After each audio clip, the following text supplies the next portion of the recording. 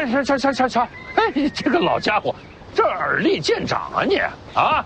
哎呦，老哥哥，哎呦，这你来了，来了，这不是年下了吗？这衙门呀害下了点儿这个米粮，我想给你送回来，给你个惊喜。你看，没想到。啊，骗得了你的眼睛，躲不过你这双耳朵。刚才啊，我还跟那个徐小子说你呢。你要是早来一会儿啊，你们俩就见着了。老哥，你在衙门里做事，以后有机会你多帮衬帮衬他。他呀，他没什么可帮衬的。这算我求你了啊！拜托。行了，不说他了。哎，这个。年根底下了，你有什么想要的，还有事情想要做的，都说给我听听。倒是有个小遗憾，但是老哥你呀也帮不上我。啊？你说说看。我这辈子啊，唯一的遗憾就是没看一眼徐将军。从600铁甲骑兵开始打到天下太平，愣是跟徐将军连句话都没有说上。哎，你说这遗憾不遗憾？现在徐骁啊，已经是一个胡子都白了的老儿了。我不许你叫徐将军的名讳。行，别激动，激动什么？来，坐，先坐下。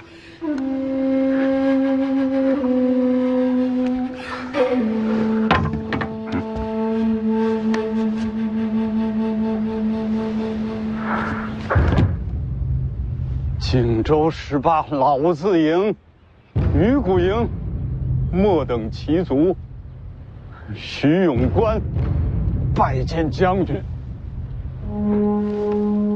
你怎么就认定我是徐骁呢？把我眼睛打伤的那一仗，您来看我们这些伤兵，握着我的手对我说：“一定要活下去。”虽然我的眼睛看不见，但您的这双手让我记了一辈子。老兄弟，快起来，来，哎，坐。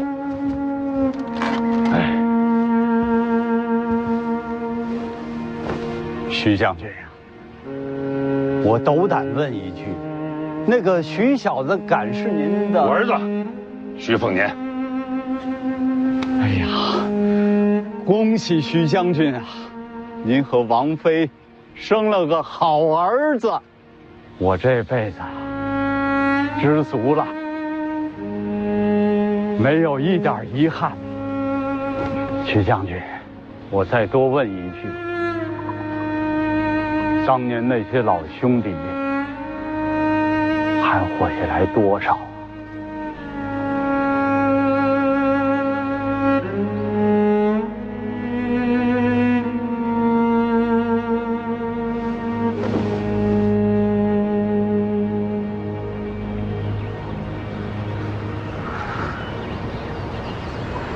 只要我们北凉的这杆军旗不倒，他们就都还在。那我跟他们说，北凉有了传承，这面旗永远不倒。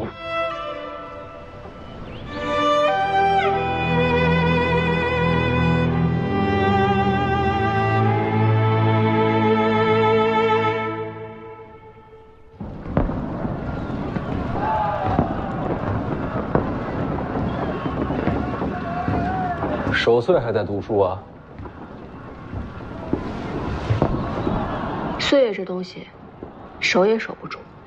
这么欢快的日子，别说的这么通透。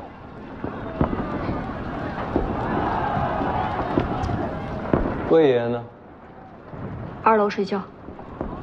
睡了好，咱俩喝。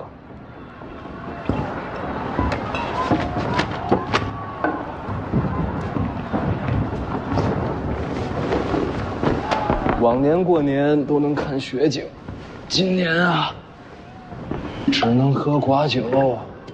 来，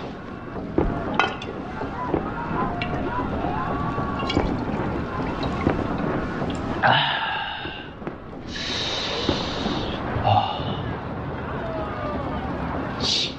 北莽怎么过年啊？有人的地方，都差不多。哼，一样的人，一样的年，偏偏要打你死我活的仗。唉。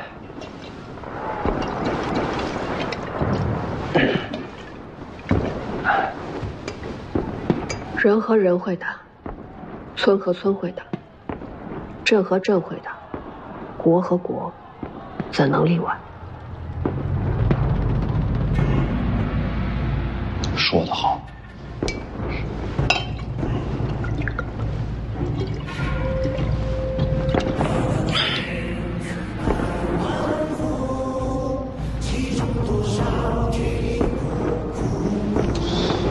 听。煌煌北凉镇灵歌，我二姐的词，我谱的曲。每到年关，都有30余名乐师，160名舞姬在城内奏乐配舞。你要是这会儿出去，能看见灯火珠白昼。听就好了。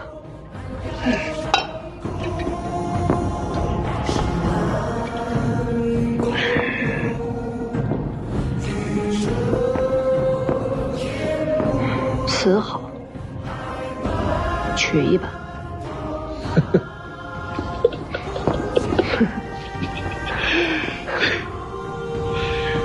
我二姐也这么说，没准你跟她投缘。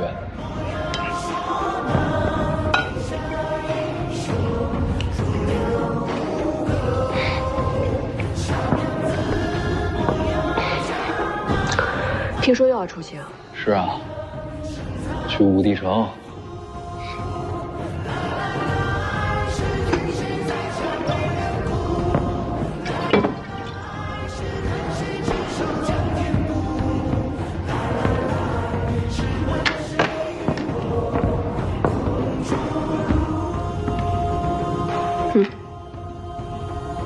还是借的，回来还我。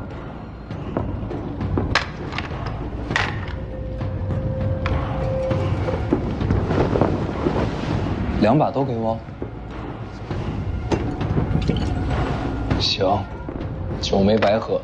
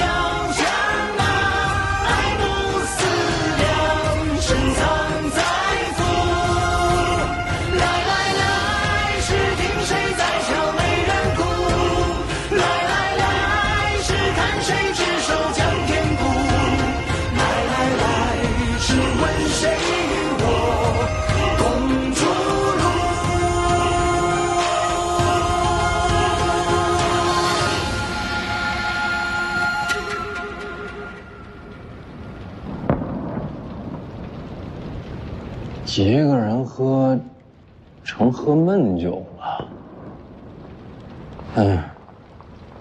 再找个人喝。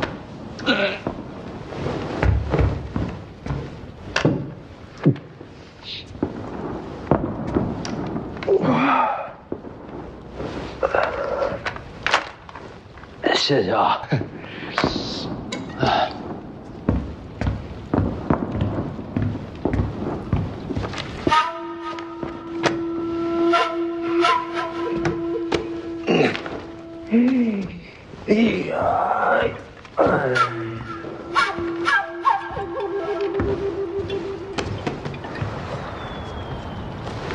你不是这儿的，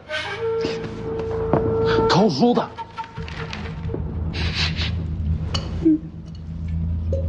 喝酒吗？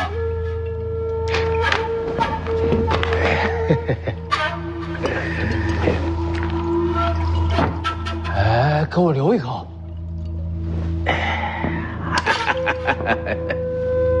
还真就一口。我跟你说啊，这些都不是秘籍，秘籍在上边。走，我带你找秘籍去。走，哎，你动作轻点啊，白虎脸睡着了，别把他吵醒。还有啊，你别拿秘籍，秘籍不好卖。你去4楼都是古玩奇石之间。你说白虎脸睡着了，我是不是应该守着他呀？你说的有道理，我得看着点他，别到时候吐我衣服上。那我走了，你少拿点，别太贪啊。齐萧居然生出你这样的儿子，有点意思。你说什么？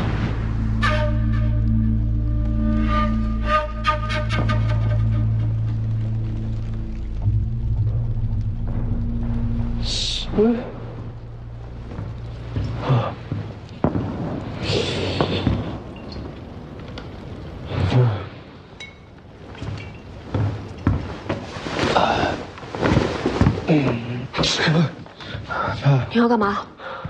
醒了。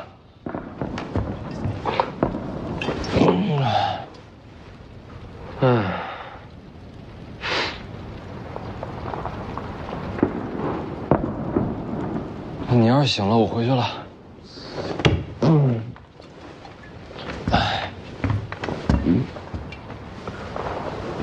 要不我送你回去？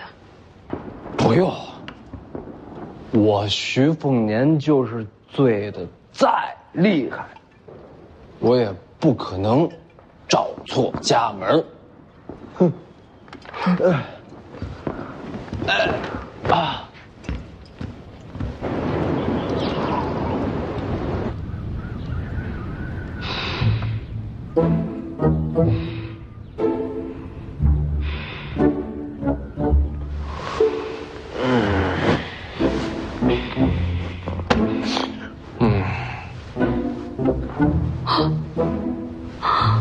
徐凤年，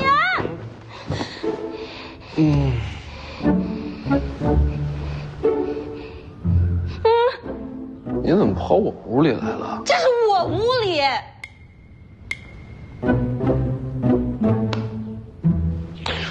没事，我就是昨天晚上喝多了，走错路了。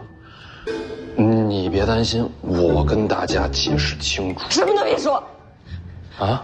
千万别说。我告诉大家是我。走了。那你喊这么大声，外边都听见了。不要解释啊！你快点走。穿个鞋。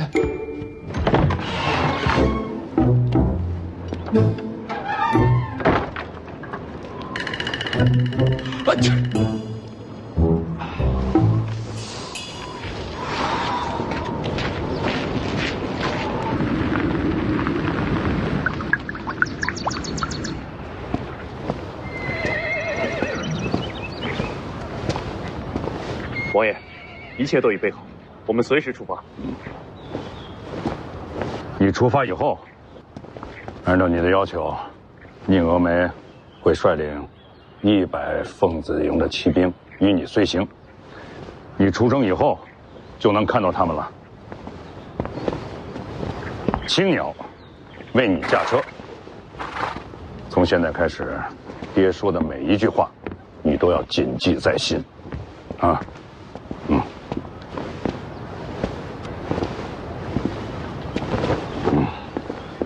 王爷，世子。魏舒阳。王爷，魏舒阳，博学多才，尤其是在武学上的造诣非常了得。以后啊，你要多仰仗他。魏爷辛苦了。世子不辛苦。他叫舒修啊，你是见过的。他呀，熟知江湖上的各种门道，如遇什么特殊情况，你可问他。什么都可以问哦。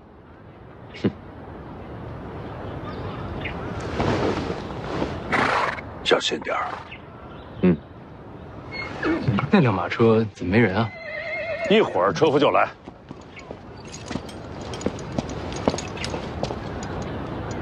你跟过来干什么？江泥去哪儿我就去哪儿。莫名其妙，江泥又不与我同行。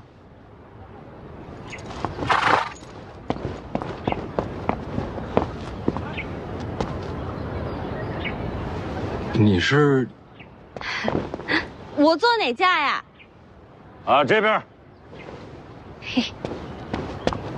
你安排的？是啊。我行走江湖要江泥何用啊？你这一路，这总得有人替你照顾这个起居住行吧？丫鬟那么多，为何选中江泥？你要真把江泥留在府上，万一你二姐的那些手下再对她不利，该怎么办呢？就这么一个理由。啊，奉年此行，有劳您多费心了。哎，你别抹车上！这人谁呀？这个，哎，鸭仔，听朝廷下的大魔头，啊，哦对了，有一点你要切记啊，不能给他拿剑。什么剑？什么剑都不能给。木剑呢？木剑也不行，好歹给个名号吧。你的另一位车夫来了，巨剑，吕钱塘。见你个鬼的吕钱塘！你不就是那个刺杀我的林探花吗？在下吕钱塘见过世子。你声音都没变啊，你还骗我？在下吕钱塘见过世子。这是哪一出啊？你此行的第一站就是青州，青州林家已经被靖安党逼上绝路，有他陪同你去，有利无害。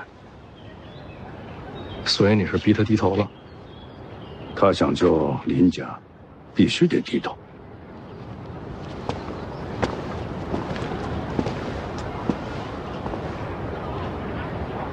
百足之虫，死而不僵。你们林家在青州还存有一口气，想要保住这口气，别忘了我跟你说的话啊。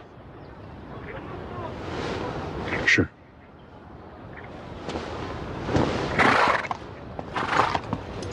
到底安排了多少？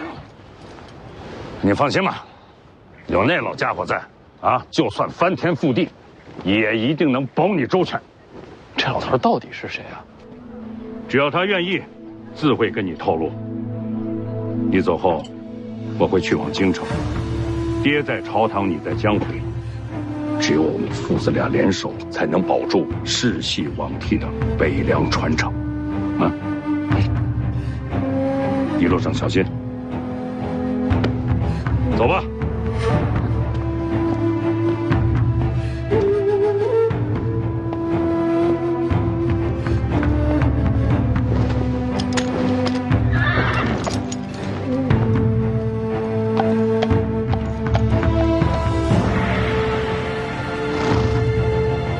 你这一路还有多少计划？踏路而行，自有前程。出发。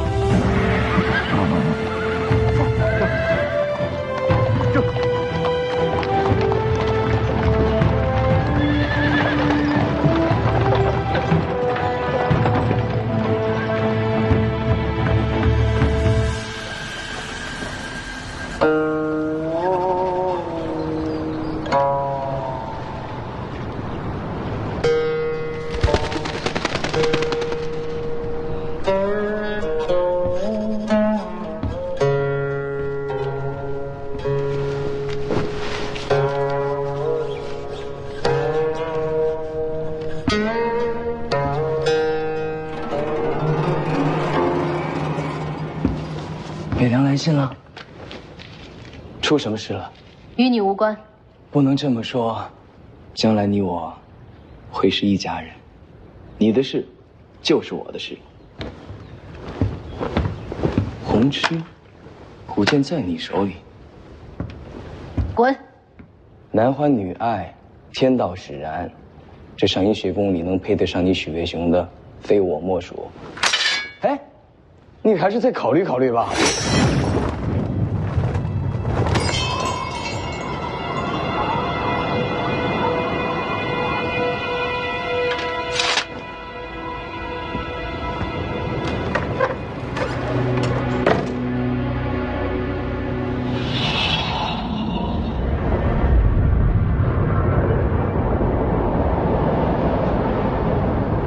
您怎么亲自来了？徐凤年要出北凉。哦，他不是刚游历3年了吗？这次不是暗中行事，有迹可循。胆子真不小。话说回来，他出北凉跟我有什么关系啊？杀了他。朝廷有旨意。没有。师傅啊，我跟他无冤无仇不说，他将来还有可能是我小舅子，我杀他，对我有什么好处啊？他死，北凉必乱；北凉乱则天下乱，天下大乱，你才有出头的机会。这么说来，杀小舅子也有点意思。没有旨意，我不能亲自出手，只能送你些手段了。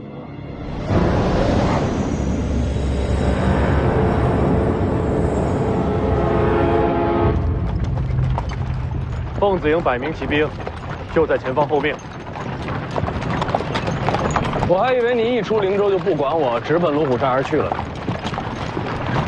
军令已下，凤子营送你东行。军令让你送我，你就送我？当然，军令如山。你不是要接黄曼儿回来吗？军令上可没这条。到了龙虎山，我会自行离队，以个人身份救回小王爷。凤子营骑兵在前方官道等候，不在官道边，在林间等候。为何？无军令时，避免惊扰百姓。这都不懂吗？那就麻烦宁将军，去把人带来吧。走。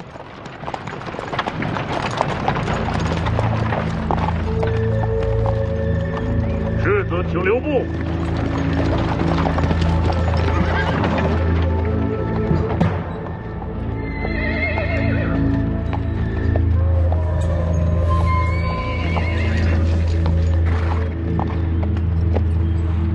重甲铁浮屠，你是点熊处。请世子稍等片刻，我家将军要亲自送行。我记得你是陈之豹麾下，请世子安心等候。我若是不愿意等呢？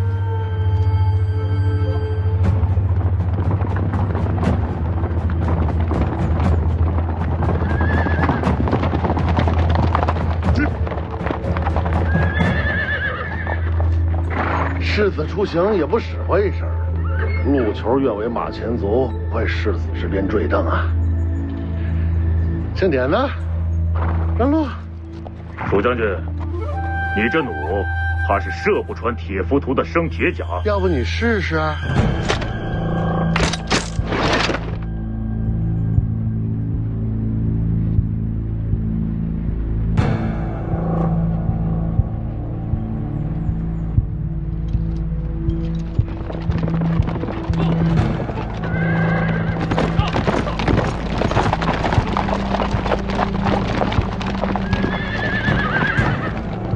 世子出行，铁浮屠让路。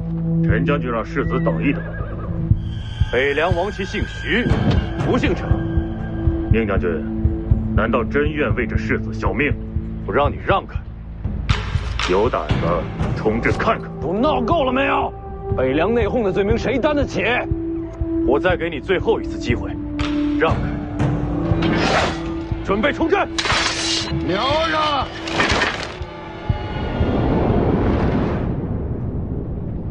你不是要保护徐丰年吗？等他快死了，我自然会出手。外面百战精兵，你一个人能挡多少啊？千军万马，不过就是插标卖首嘛。大话谁不会说呀？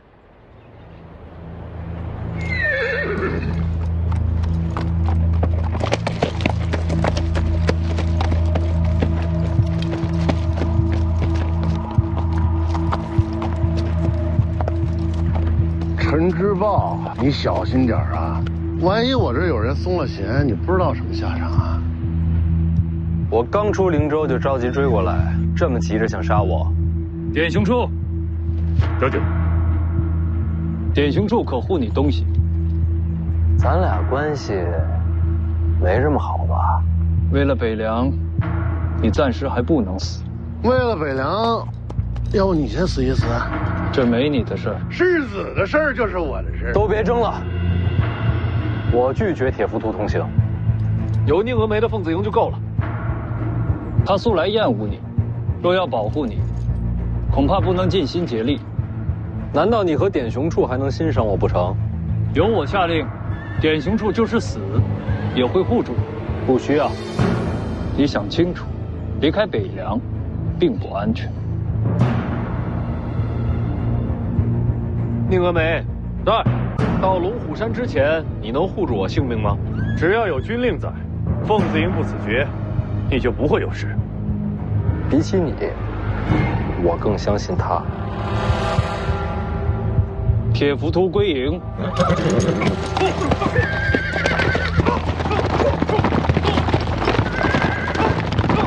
重骑退了。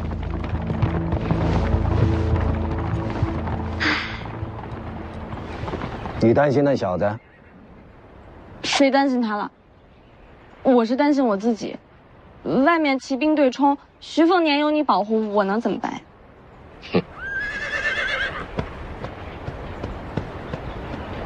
我已经决定接手北凉了。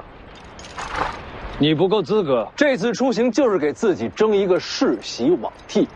这些都不重要，要接北凉，必须3点：一，心狠；二，多谋；三，人脉。这3点，你都不够。你这话说的跟徐骁差不多呀，能不能有点新意？对。你呢？这3点你都做到了吗？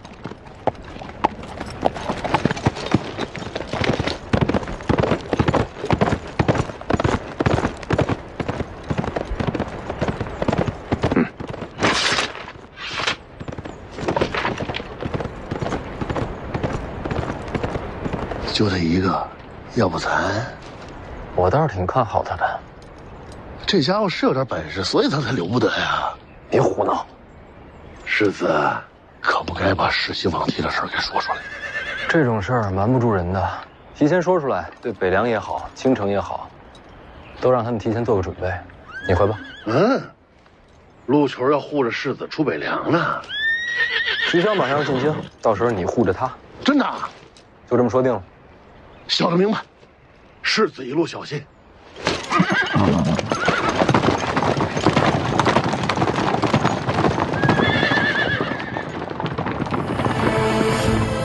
出发。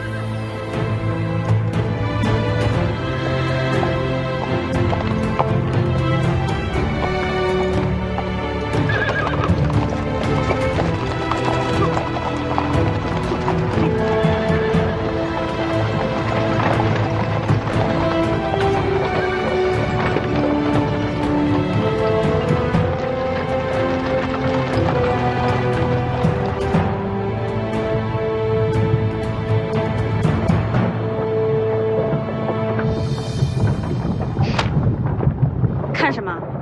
嘿嘿，小丫头资质不错，想不想跟我学点真本事？不学。为啥不学？当年来求老夫想做我徒弟的笨蛋，可以从北凉排到东海。所以笨蛋才想做你徒弟啊？嘿嘿，知道我是谁吗？我管你是谁。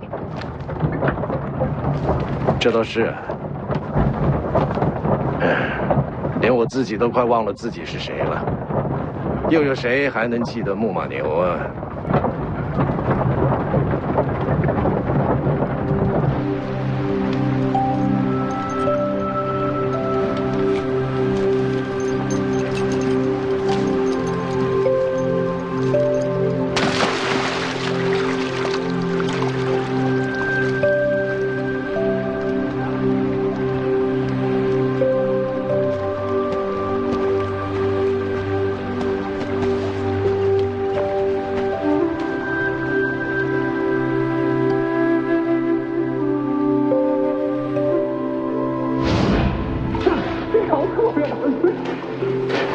好不容易有一条，你又给弄跑了。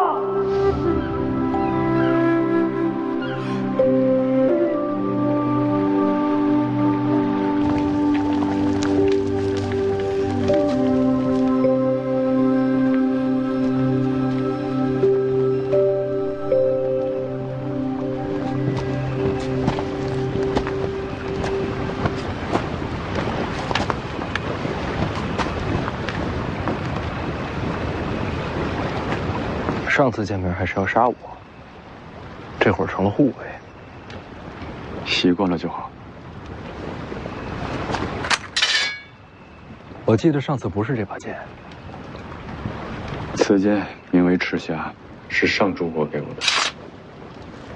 你是读书人，读书人也会用剑，读书人心性难测，说不准哪天你还会拿剑刺我。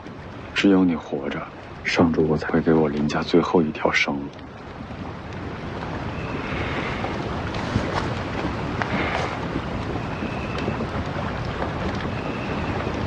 林家现在如何了？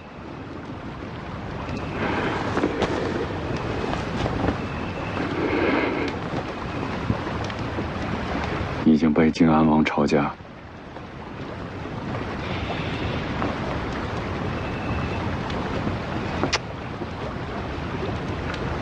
那你应该去求靖安王啊！你投靠徐骁有什么用？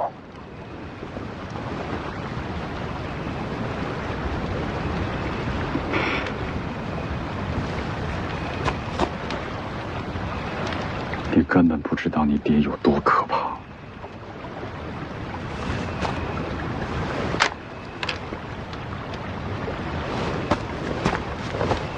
就算改名换姓，他也终究姓林。你想说什么？这样的人留在身边，恐有祸端。我看过他的眼神，他连命都可以不要了。这种人杀不杀都一样，心已经死了。那我替世子时时刻刻盯着他。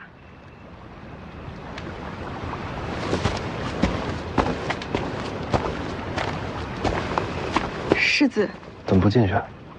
今晚我守上半夜。不用守夜了，凤子营附近扎营，安全得很。生死还是不要交到别人手里比较好。下半夜谁守？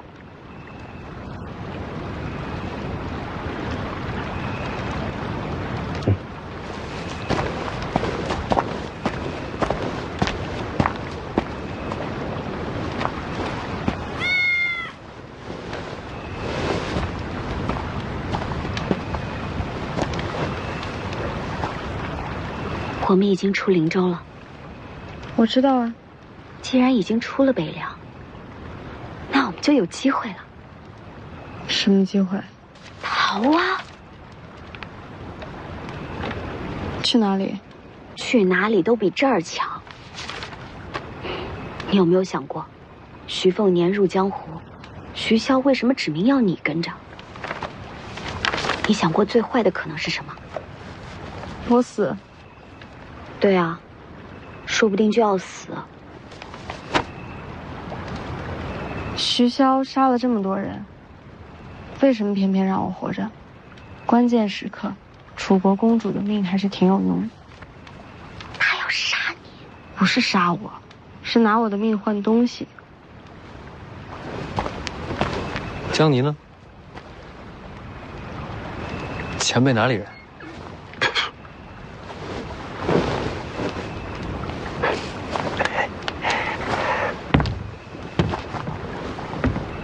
你总得有个准备啊！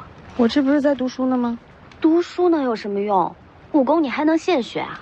读书收钱，我这一本读下来能收7贯。都什么时候了，你还想着赚钱？你也知道，楚国丧葬习俗繁琐，这死一次好费钱的。我就一直在想，我无亲无故，亡国亡家。等我死了，这要是连葬礼都办不全，是不是太可怜了？你赚钱是为了给自己下葬。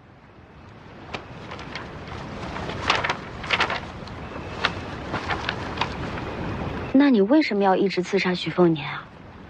是因为恨徐家？不是。还能是因为什么？因为世子寻你，终于要读书了。我陪你一起去，只叫了江你一人。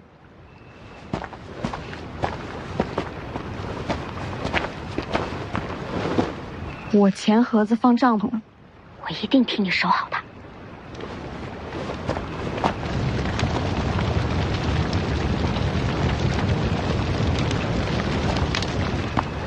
读书吗？没错。不是这本，去车上那些。可我都读了好几天了。没读给我听就不算钱，还是一字一文，读完就给。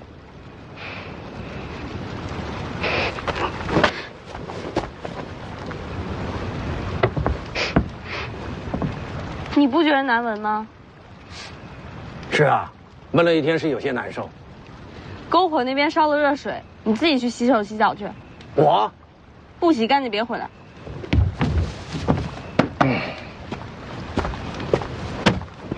读哪本？就先读这本《千剑草纲》吧。剑者，凶兵之首，生而未杀，万世之初，天炉坠金，古先得之，炼而为钢，遂成剑矢。此为聚水火之奇，用阴阳之候，取刚柔之和，以力分山色，天地为之商。剑以刺激身形为术，所谓梨花舞袖，飞空白雪，日月跳丸，回马思乡，皆为其术之用，术可轻传，为道难言。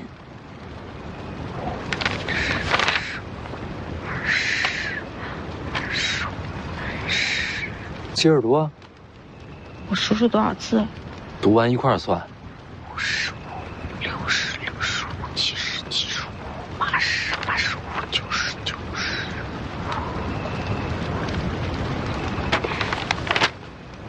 100字100文。明明是97个字，多出3个哪儿来的？不就多3个字嘛？你怎么这么小气？钱是我出。97就97。我继续读了。剑道，守微秩序，其意幽深。道有门户，亦有阴阳。正心修气，与神俱往。呼吸内实，法尽不僵。都是屁话。这书啊，误人子弟，满纸荒唐。前辈知道这书？千剑草纲嘛。杜思聪在写这本书的时候啊，是想抛开剑招技巧，专求剑道剑艺。可惜终究水准不足，反而有失偏颇。写书的时候我就训斥过他，可惜他还是走错了路。写《千剑草纲》的杜思聪，被您训斥过？他来求教于我，在雪地里面站了3天3夜，我才勉为其难的点拨了他3句。你就吹吧，人家这本《千剑草纲》可是被黎阳朝纳入武库的，你有本事自己也写一本啊！老夫一向独来独往，心中万千气象，不屑付诸笔端。还吹，没完没了了。我继续读了。前辈都这么说了，换这本《杀精剑诀》试试。杀精剑诀：入海千里，有声巨兽，乘潮而行，其声如雷。养无畏锋刃之心，纵万顷波涛，一剑斩之。想法虽好，但剑诀不行啊，撑不起这场面。这本啊，还比不过刚才那本。好，那再换一本。这个，《绿水亭甲子习剑录》，王重楼给的剑术小册子。这本是求剑术招式的，你大黄庭都没稳住，练这个有啥用啊？太玄感应篇，有物混成，先天地生，唯相无形。内功真解是武当的框架，想把大黄庭变成自己的真气，就得靠自己去解。有道理，那不念了，那再换一本。今天算了。我才念几个字儿啊？我算一下，195个字，195文钱。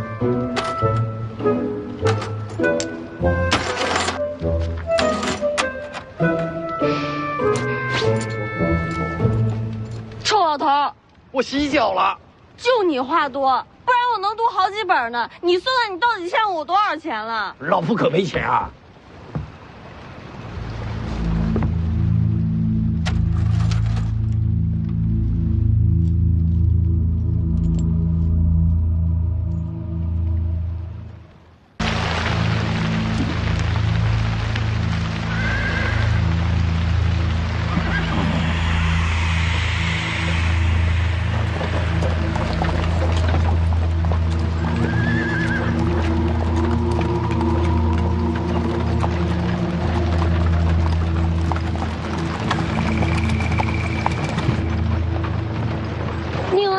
凤自营呢？跟在后边1里之外。可离你那么远，怎么保护你啊？这不是有前辈吗？姓徐的小子心机深呐，他调开凤子营就是盼着有杀手出现。想看你出手，从你手段猜你身份。哎呀，小丫头聪明啊！哎，不过这小子打错了算盘。我只保你性命，你手下死绝了也与我无关。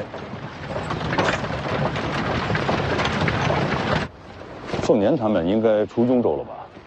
从脚程上算，该是如此。出了雍州，就到青州了。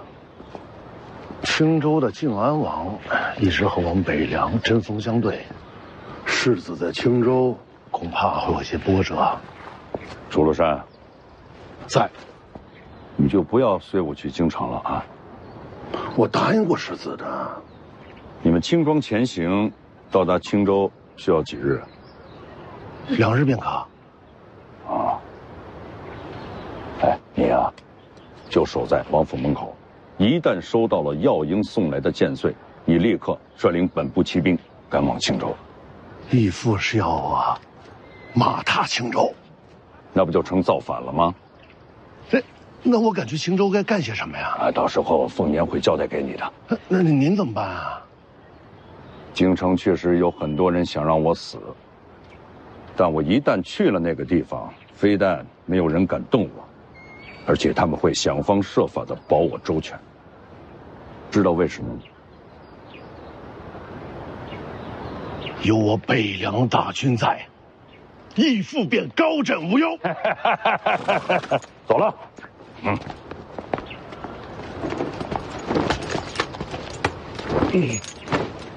义父，哎，北凉军权交与谁手啊？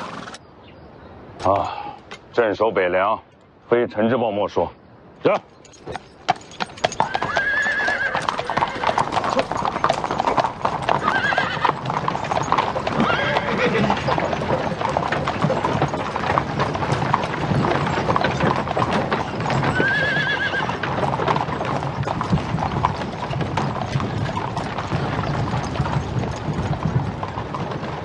耀英，剑穗，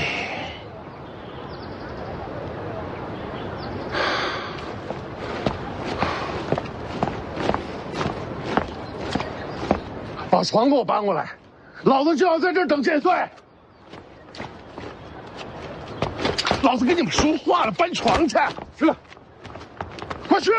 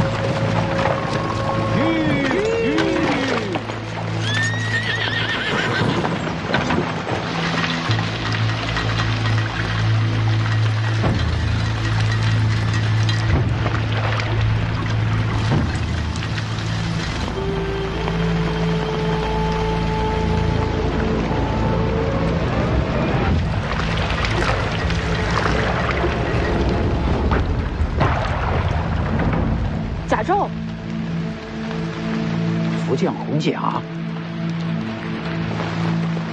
魏爷爷知道这东西来历。我和世子一般年轻时，天下曾有4大宗师，其中之一便是这南国福将红甲。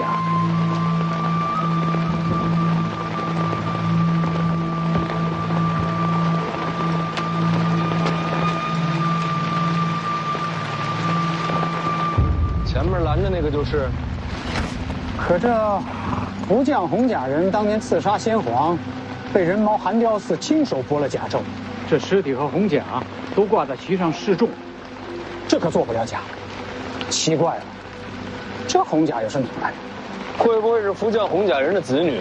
不可能，天下红甲只有一副，如今该藏在皇城才对。我去试试。轮不到魏爷冒险。叔兄，李钱塘。借马一用，随你用。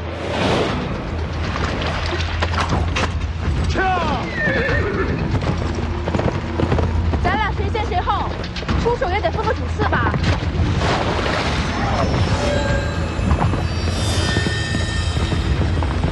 我的。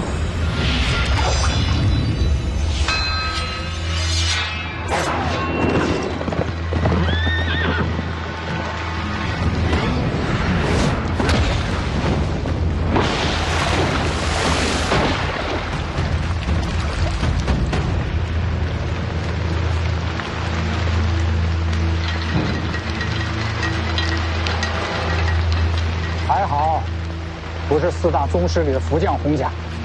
谁说不是？那这福将红甲应该更强才对啊！这红甲出自龙虎，是上古战甲。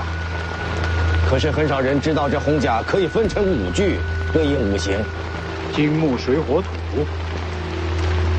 这是水甲，大雨倾盆，威力最甚。那2个打不过他的，叫他们让开，停手，回来。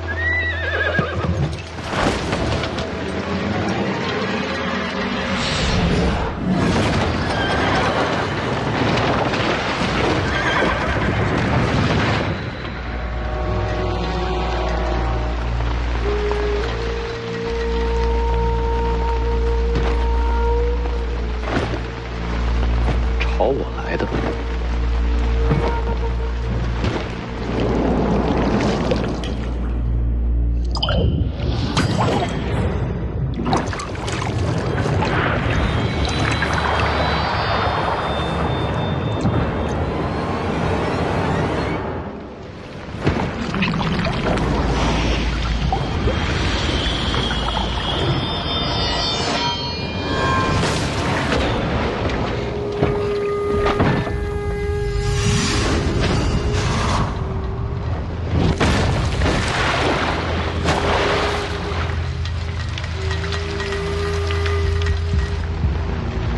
这就完了？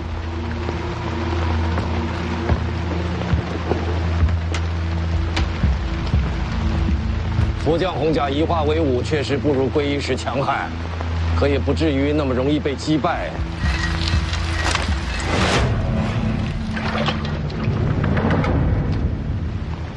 这都没死，森身有死，这已经不算活人了。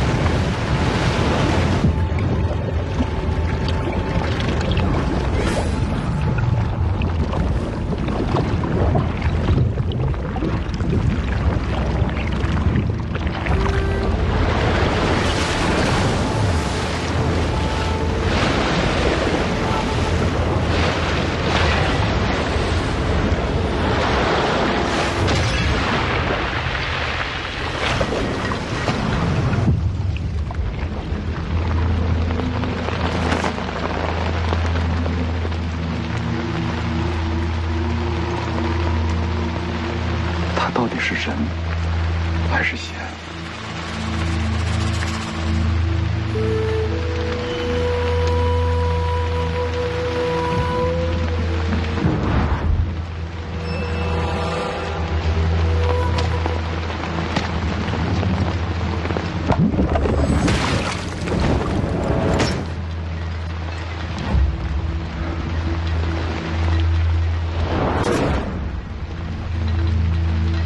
知道他好强，我怕是对付不了。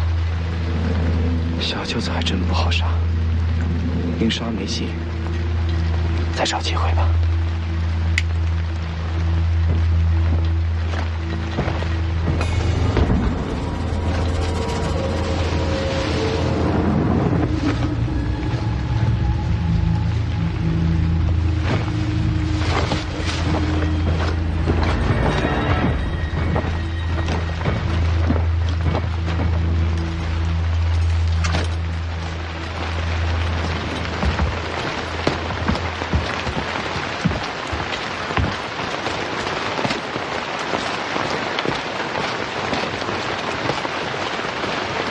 幸亏我练的是刀，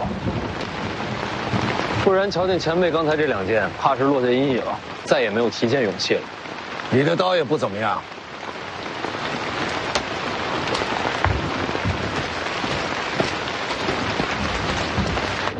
哎，呵呵，怎么样，小丫头？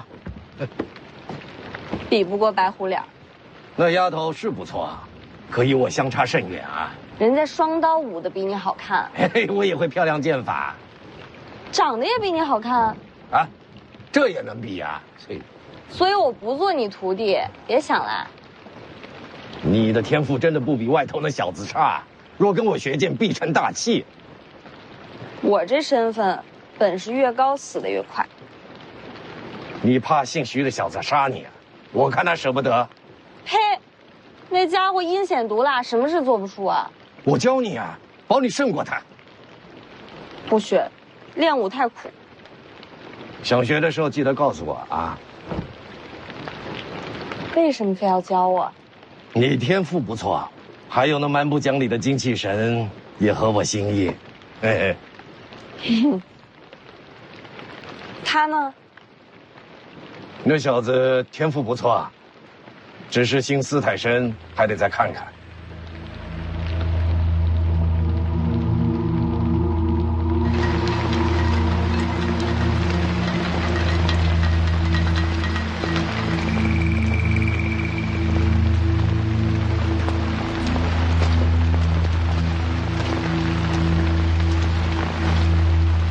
这2剑断了生机，可看上去还活着，怕是最后一口气了。兄弟，你到底是谁？为什么要杀我？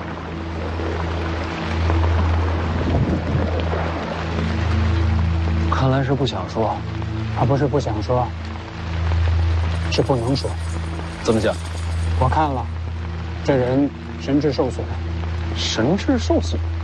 刚才出手可不像。看，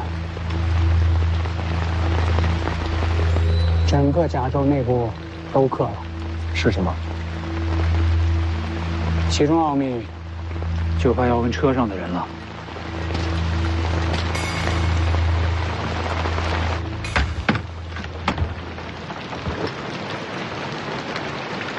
你看，这是什么呀？那红甲人身上的。这面刻的是什么？瞧着诡秘，这世上怕是没人知道底细了。小子心思不正啊，拐弯抹角来探底细。前辈知道。知道你就说呀。这是真气。真气。这符箓是用特殊材料刻下，作用是流通真气。真气在这些纹路中流通，不仅仅是流通，还能储存真气。最奇妙的就是，这符箓将真气传入这里，脑袋里。所以说外面那人不是天生神力。这红甲阴损得很，等于是培养一批死士，再用甲内储存的真气助其伤人，所以我才下了杀手。那里面的人，宁死也不会投降。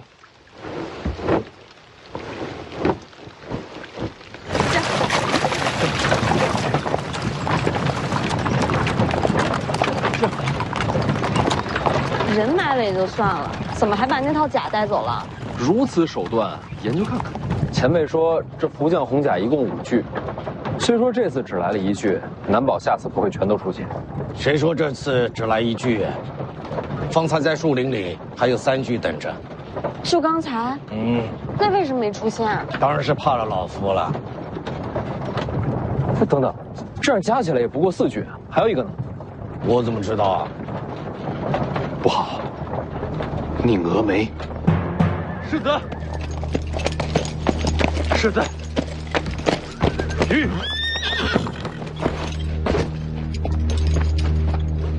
遇袭了。世子，有一红甲人偷袭凤子营，结果如何？是在下无能，凤子营死伤了40多人，都无法留住那个人，只是将其逼退，最终还是被他逃脱了。宁峨眉甘愿领罪，只求世子饶了凤子营剩余的将士。按北凉军律，作战失利，兵将无能，是何责罚？最少鞭挞，最重斩首。我们这边也遇上了红甲人，他们2个对此可是束手无策。你能将其逼退，已是难得。我再多问一句，激战中，凤子营可有未战后退之人？一步未退，只有战死的凤子营，没有逃命的北凉兵。好，死伤过半，勇战不退，可称骁勇之士。此战凤子营勇战得胜，有功无罪。起来吧。宁峨眉替凤子营谢过世子。你把剩余将士带回北凉吧。现在看来，此去东行怕是条死路。北凉铁骑何曾怕死？阵亡的士卒要不要回家？你把他们带回北凉，然后再赶回来。我会放慢速度等你。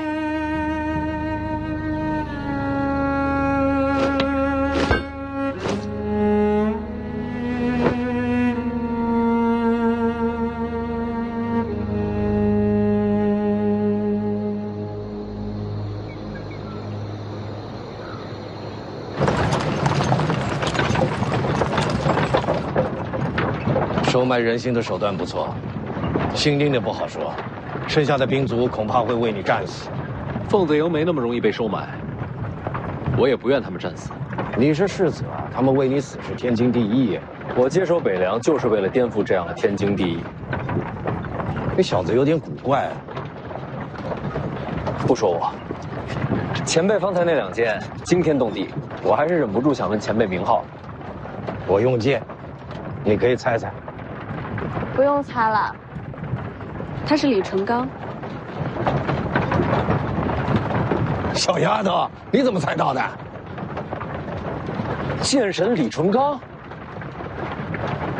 60年前，剑神李淳罡横绝一世，一把木马牛，战遍天下，未逢敌手。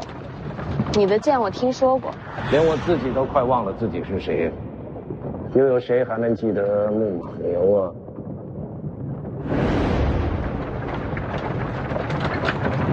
原来你当时听见了。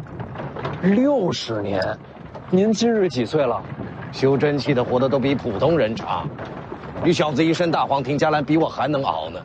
那既然是上一代剑神，你的剑呢？江宁，不能问吗？没什么不能问。与王仙芝一战，我的木马牛被他双指折断了。王仙芝赢了，剑都断了，当然是他赢了。然后你要去挑战王仙芝？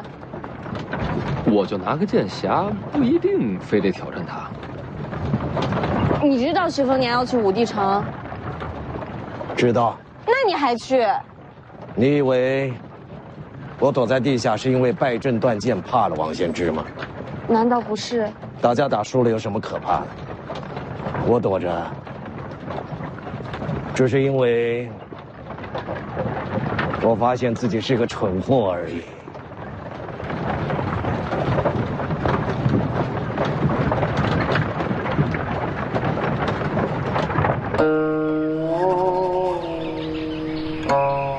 世子，咱们要是绕道而行，1天不到就能离开雍州。如果走后山，恐怕要耽搁10日。我知道。世子，车里真是李存刚？应该不假。这都怎么了？一个名字变成这样。那可是剑神李存刚啊！江湖代有奇才出，这一位独占鳌头50年，他当年的剑法那是冠绝天下，这风采宇内无双，真是令无数侠女痴迷，天下剑客敬仰啊！朱兄，你也痴迷李剑神吗？我可是听他传说长大的，对我来说，他就像剑神林凡一样。青鸟好像没反应啊。我就是个丫鬟，嫌贫爱富的，对穷老头什么的没兴趣。姓林的，你呢？吕钱塘，你呢？吕钱塘，我好歹是个读书人，他若能考上状元，我便钦佩。这闷葫芦。咱们抓紧赶路，晚上住观里，遮风挡雨。怎么感觉世子越到青城山，就越高兴呢？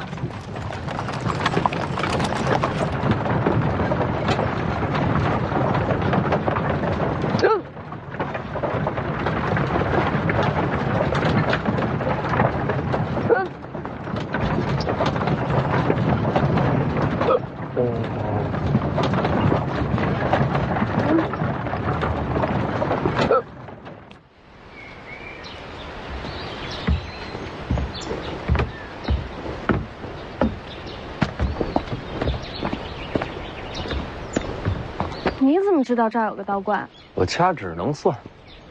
那可真厉害。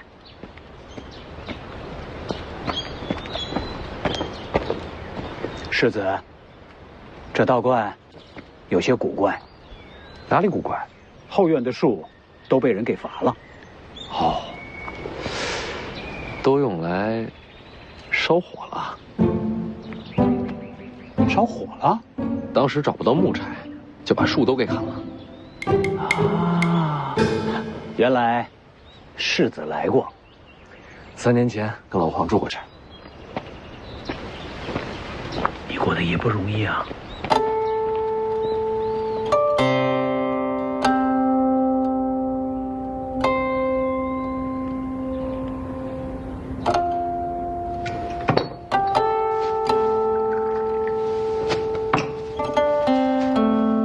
苏兄和吕钱塘出去捕猎了，看看能不能搞些野味回来。要我说，还是人多好。上回我跟老黄窝在这儿，饿得头都晕了，就没人愿意出去找吃。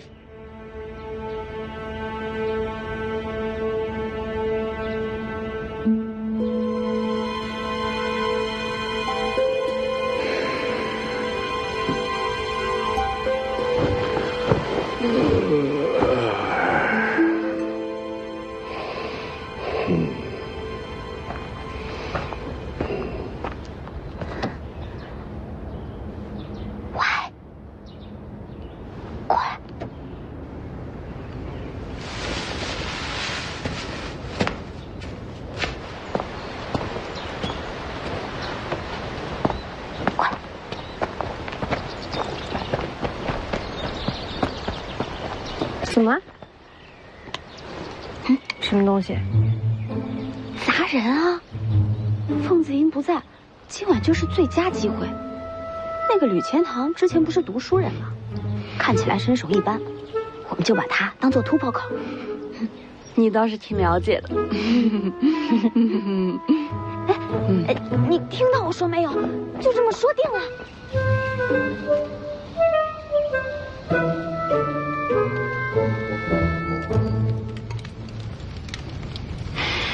青城山的白果鸡，这都被你们找着了，这下有口福了。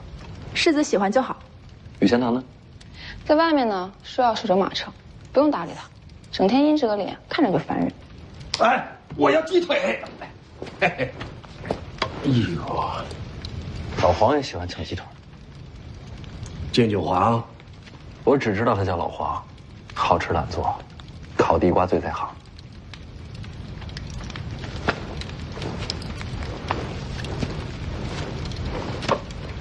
来啊，要吃自己拿。嗯。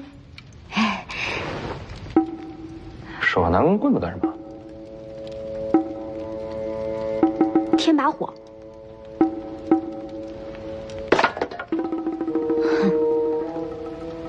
莫名其妙。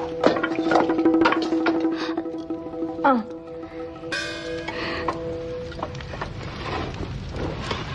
3年前，世子和老黄在这儿待了多久？有些日子。怎么会留在此处？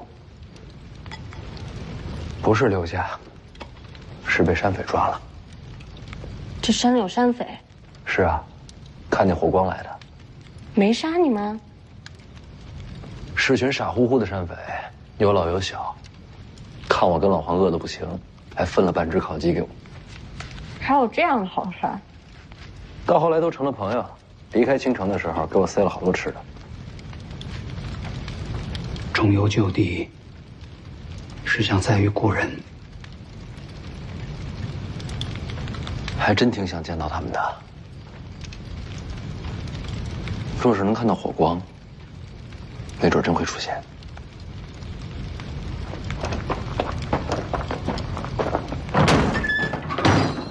把这人交出来！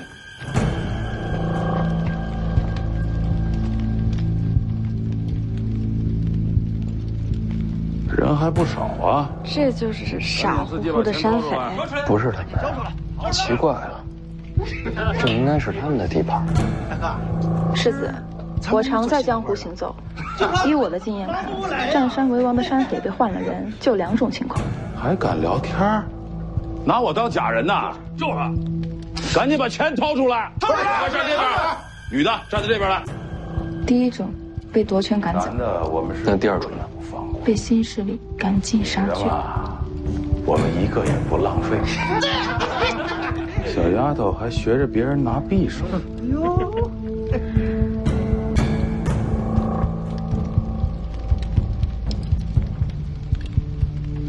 各位大爷，我若是交出这位美人，能否放过我们？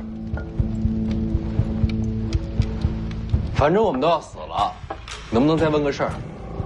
之前的老孟头去哪儿了？哪儿那么多废话？待会儿我先砍的就是你。淑秀，世子，一个也别让他逃了。都努力一点哦。给我上！是。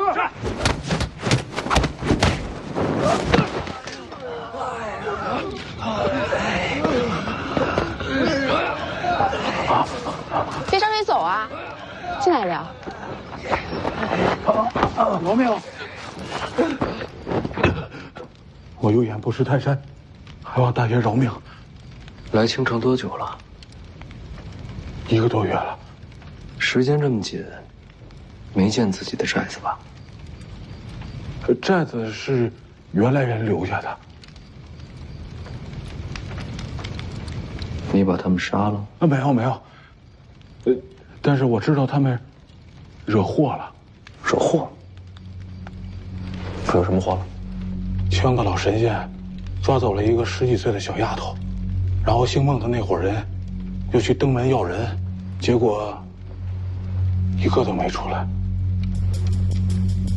小雀儿，青阳为什么要抓那丫头？听说青阳的老神仙擅长采阴补阳，可能是看上了。抓进去多久了？我们来之前的事儿，不到2个月。大爷，你还有什么要问的？我都说了。杀过多少人？没杀过，我们都是苦人，都是被逼无奈干这个的。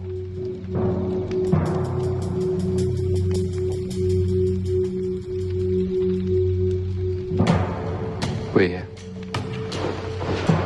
在，往南不远有个小坡，过了山窝就是寨子，麻烦魏爷帮我看一眼。好。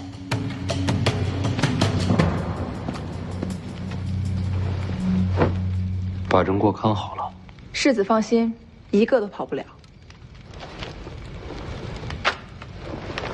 世子去哪儿？出去走走。一起。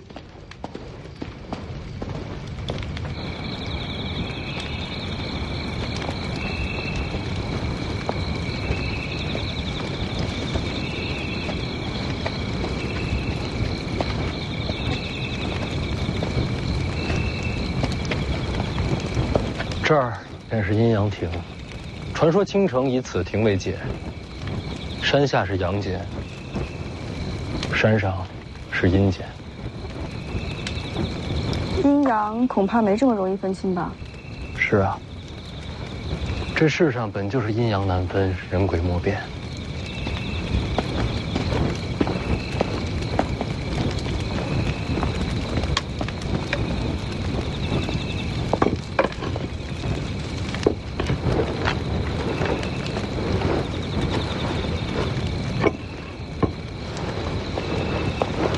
纸笔给我。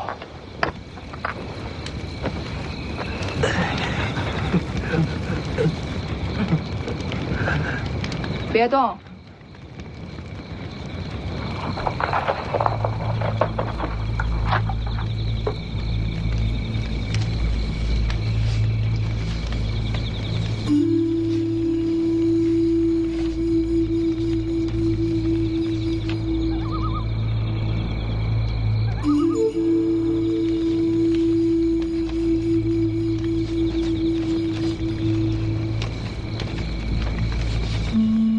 世子，这夜这么暗，世子是如何将山势看得如此细致的？这亭子以前来过，这景色是记下来的。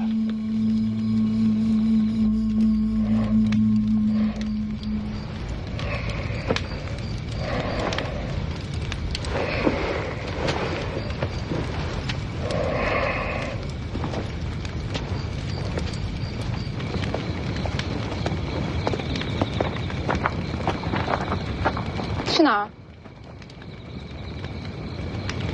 多喝了点水。我怕黑，得找个人陪着。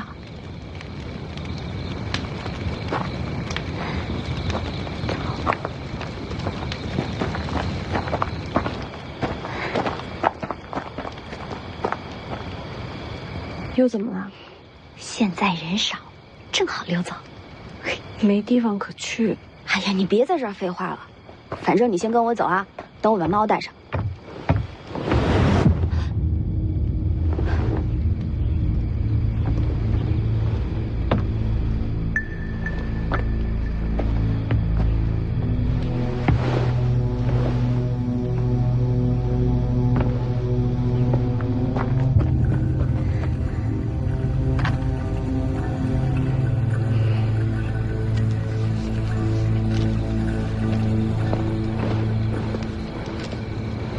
世子，您是怎么找过来的？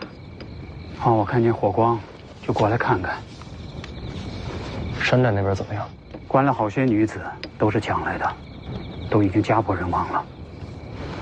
他没想着报仇吗？想，可是怕。最后，都走了。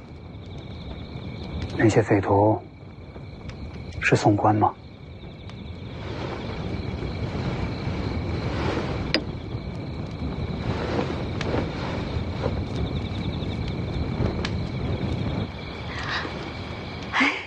我们两个开玩笑呢，我们不想逃，我们两个。徐骁只让我保护徐凤年，其他人和我没有关系。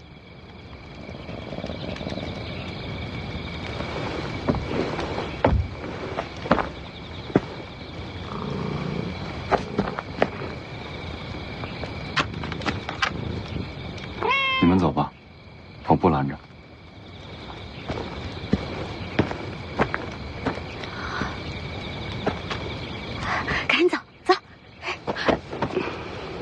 不用了，北凉离这里不远。我若真跑了，一知信鸽就能把消息送回去。你总得试试吧。没机会，何必徒劳？哎，我。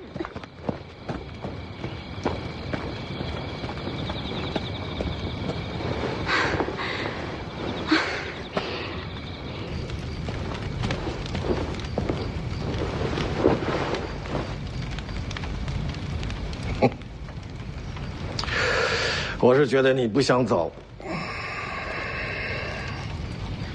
外面说话你能听到？我想听见就能听见。怎么样，小姑娘，要不要跟我学武功啊？有了一身本领，走也好，留也好，都随你心意。不学。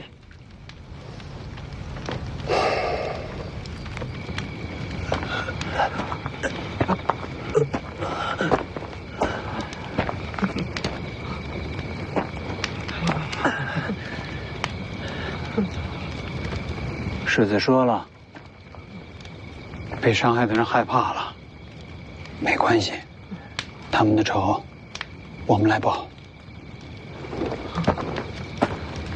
什么意思？这子里面的那女人的话你可不能信，他们都是贱命啊！我们有很多金银财宝，都可以献给你们，只要你们放过我啊！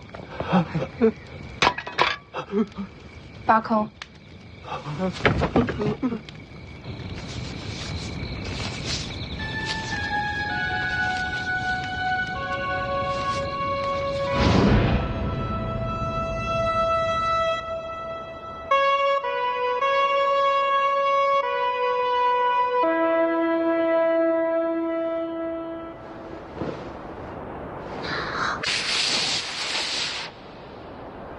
我怎么不行啊？我教你啊。哎，徐哥哥，我就知道你会走的。等教会了你，我再走，好不好？那，你以后要回来看我？一定会来。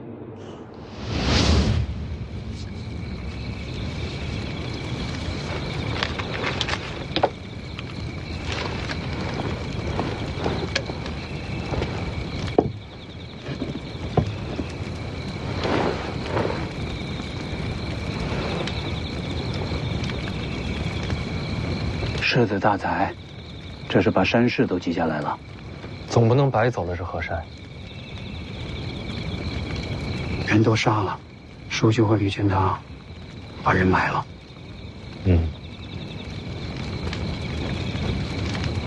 魏爷爷是有话想说。世子，为什么不把他们送去官府？我送去的人，官府未必会杀。跟北凉有仇的，朝廷都会保。当然，这些只是些山匪，无足轻重。但我就是怕万一啊，这么多条人命的仇，不想让他们有机会逃出生路。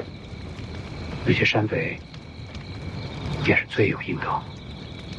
不是所有的山匪都这样的。当年老孟头，别说杀人了，打劫的时候遇着苦命人，他还要自掏腰包。我跟老黄身无分文被他给劫了，走的时候他倒给我们好多钱。那也算义匪，根本就不能算是匪，只是活不下去的山民罢了。他们老弱妇孺都有，还有个小丫头，叫做小雀儿，天天缠着我跟我学吹叶子，还老是偷老孟头的肉干给我。就是那个被抓去青阳派的小丫头。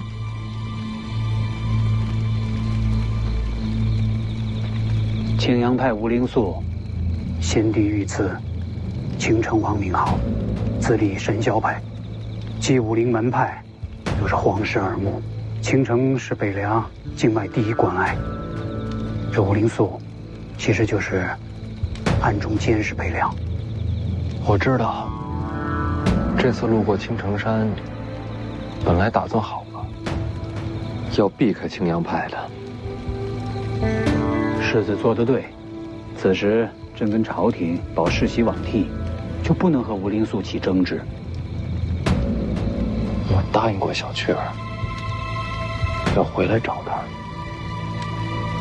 被抓这么久了，到如今什么都晚了。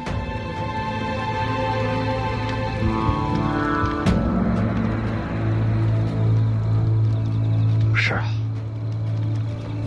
晚了，救不了了。说了吧。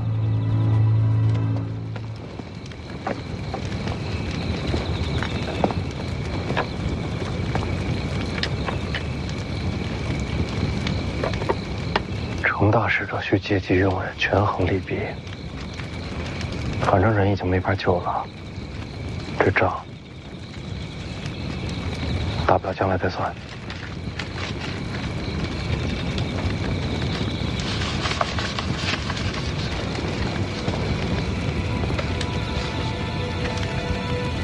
可万一人还活着呢？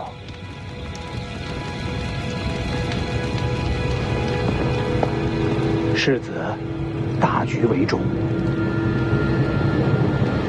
魏爷爷，我恐怕不是干大事的人，我要闯着青城山。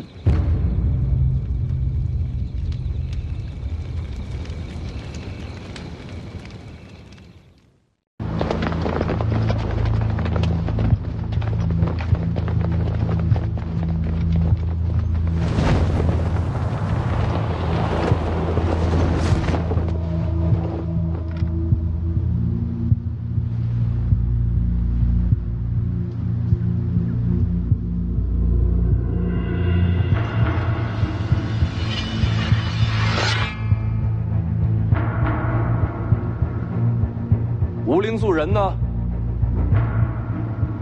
看这石碑，先皇御笔。不管你是何人，下马说话。这字儿也不怎么样。找死！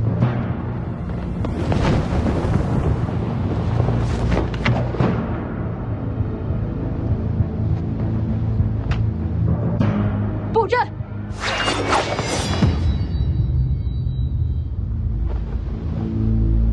神霄剑阵，谁破一个给我看看？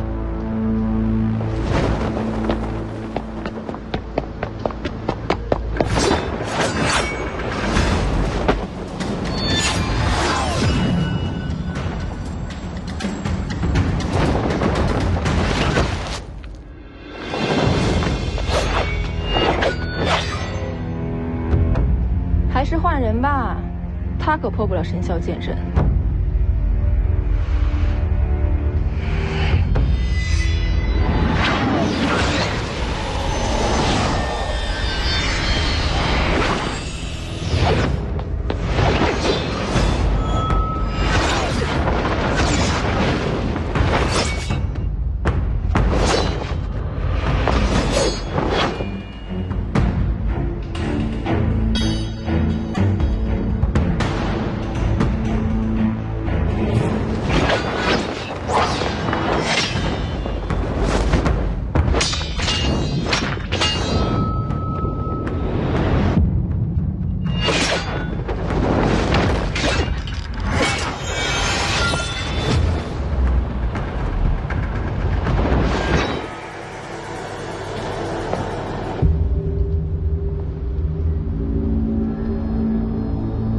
这小子是不是变强了？用的是赤霞剑诀，很高明的剑术吗？高明个屁！靠气血内爆才借来一点力气，用的越多，伤的越深。练这个的都活不久。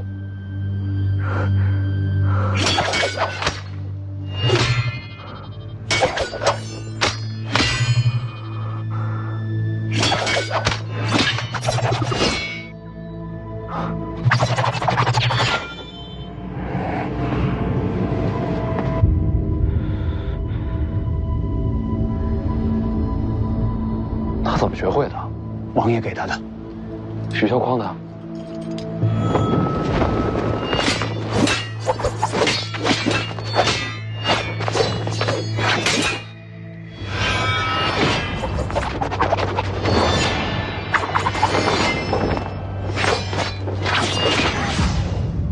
他不知道用这功法会害他自己性命？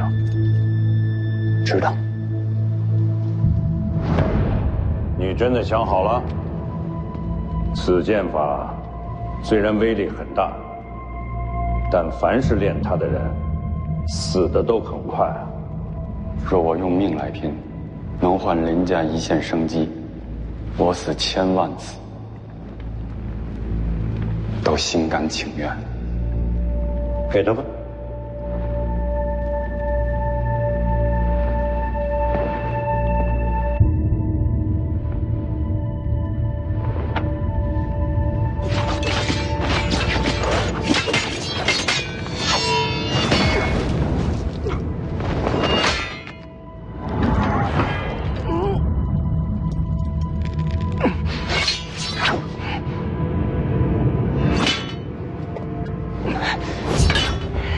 咱们猜猜看，他还要撑多久会有劲灯火？我猜1个时辰。帮他破阵。我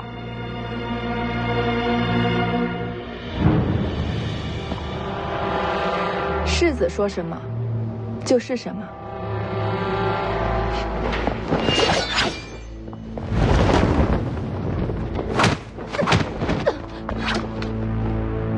卑鄙！你们这么多人打他一个，还说我们卑鄙，没道理吧？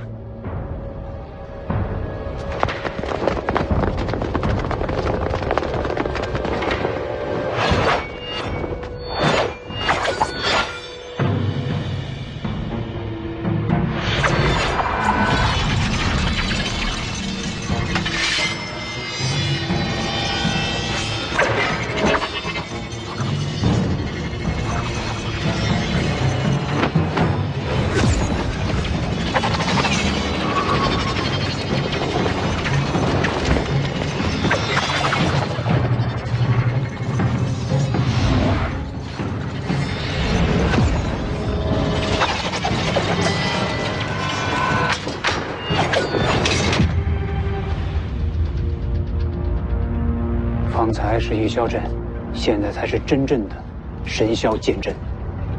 很强，唯有李先生出手，方能破阵。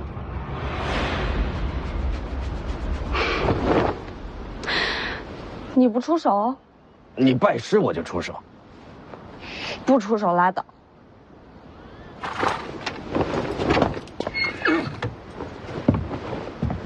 我也试试这剑阵。世子，世子，却莫以身试险。是我惹的祸事，不能躲在一边。我陪世子冲阵。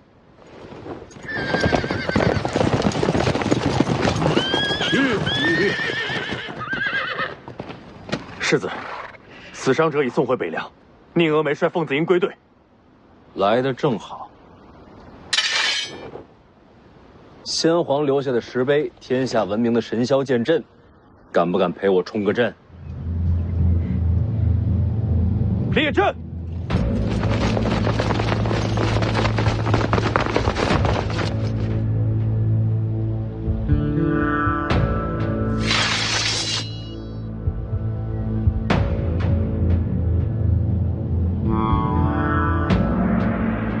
阁下到底是谁？徐凤年，北凉世子。这青城不是北凉，你率众闯山，到底想要什么？有个叫老孟头的土匪，还有一个叫小雀儿的丫头，再就是和老孟头一块的山贼，有一个算一个，活要见人，死要见尸。没见过，那就没得谈了。徐哥哥，小雀儿，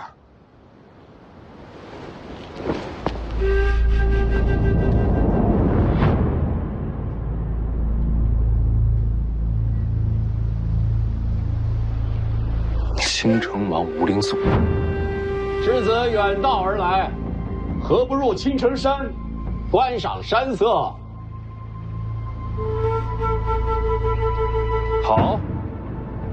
世子一人入我青城山即可。世子不可。好，我一个人上去。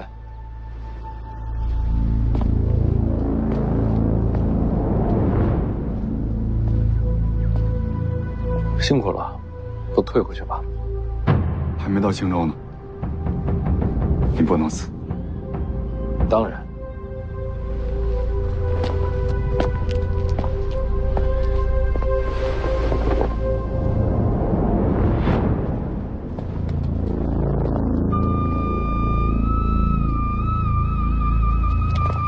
做好准备，如有变故，马踏青阳。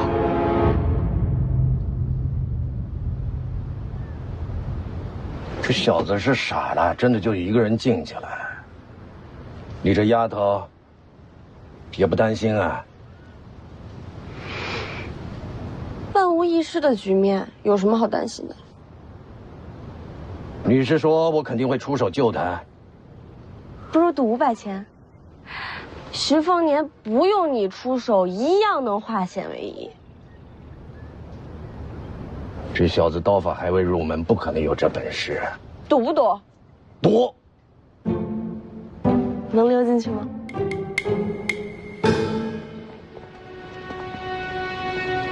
到了。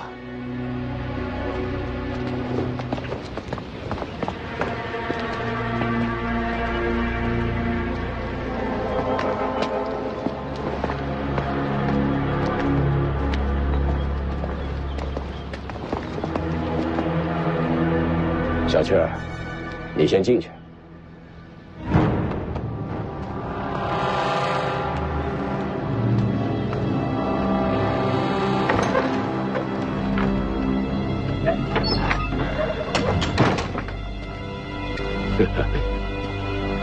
我没想到，世子还真敢进来。把人给我。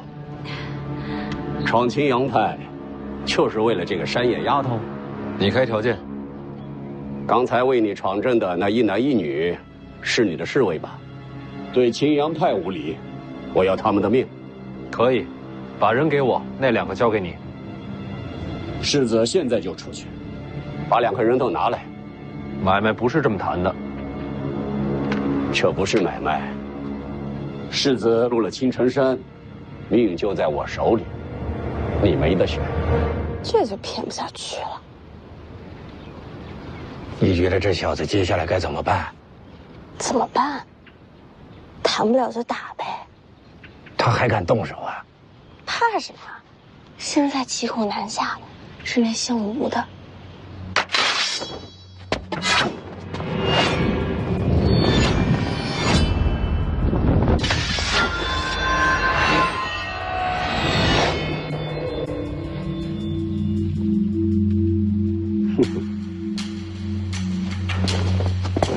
你找死吗？我给你一个机会，把人给我。可现在，你的命在我手里。凤子英就在大门外，所有人都看见我跟你进了青阳派。你想杀我，先想想自己有没有本事杀光门外所有人。只要走了一个，徐骁就会带着北凉铁骑踏平青城山。杀了你，我即刻回京。我就不信徐骁能飞过来找我。不用飞。京城会把你全家绑给北凉。胡说！用你一家性命换徐骁收兵，一本万利。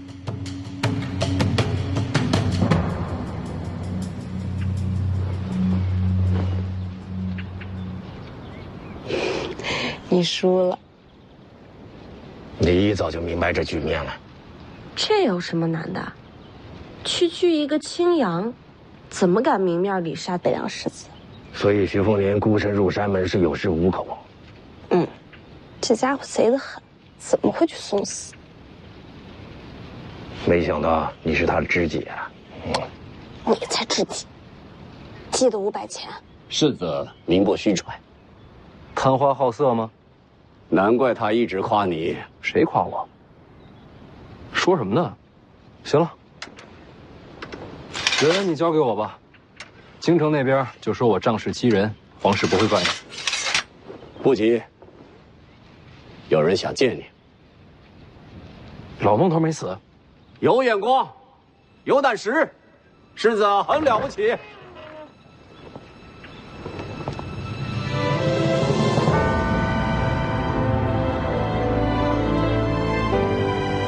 姑姑，凤年，姑姑，赵玉台，你认识？我躲在听朝廷底下好些年，徐骁父亲每次来见我，他都守在边上。他是徐骁的人。你知道徐凤年他娘吧？王妃是府上第一个对我笑的人，我到现在都还记得。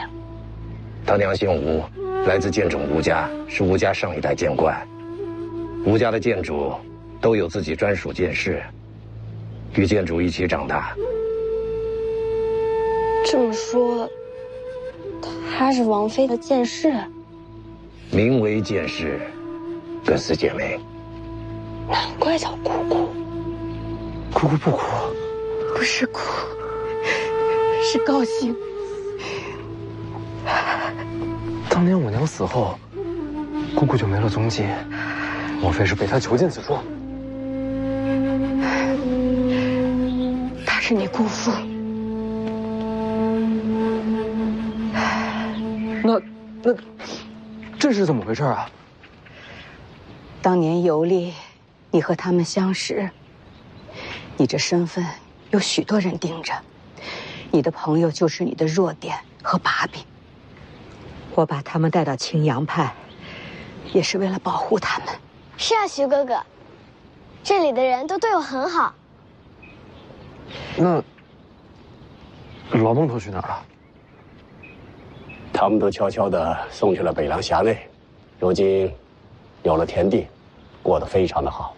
师傅说我有天分，如今我也是神霄派弟子了。你拜姑姑为师了？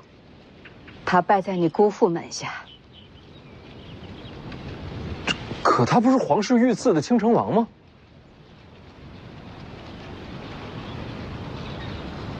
这么多年青阳派仇视北凉，全是假的？是反间，替北凉盯着京城呢。这事徐骁知道？自然知道。你们俩好好聊着，我去周围看看，免得让人瞧见。徐哥哥，我待会儿再来找你。我这些年做的事，稍有疏漏，就会天翻地覆。大将军不敢泄密，也是怕我遇到危险。真是大手笔。青阳派竟是北凉暗线，将来铁骑若出北凉，青城山便是通途，再也掐不住北凉咽喉。不仅仅是青阳派，我真正做的事，比这更重要。还有什么事能比得过这手笔？这些年，我一直在查害了小姐的凶手。啊？谁？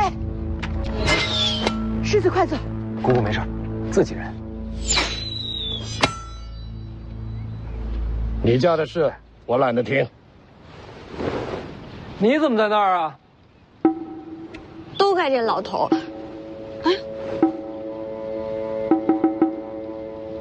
有梯子吗？我现在就下去。江妮，我家丫鬟。丫鬟，通房的。不是。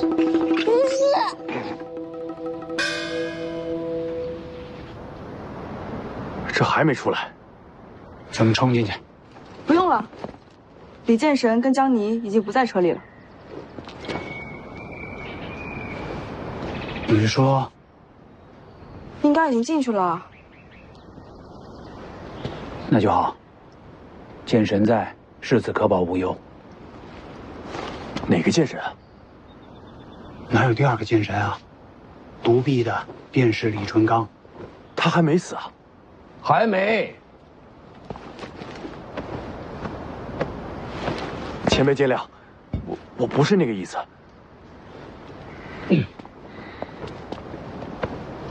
敢问前辈，世子呢？里面。那您怎么出来了？早饭吃多了，有点困，我先睡一会儿。放心吧，我把江泥留里面了。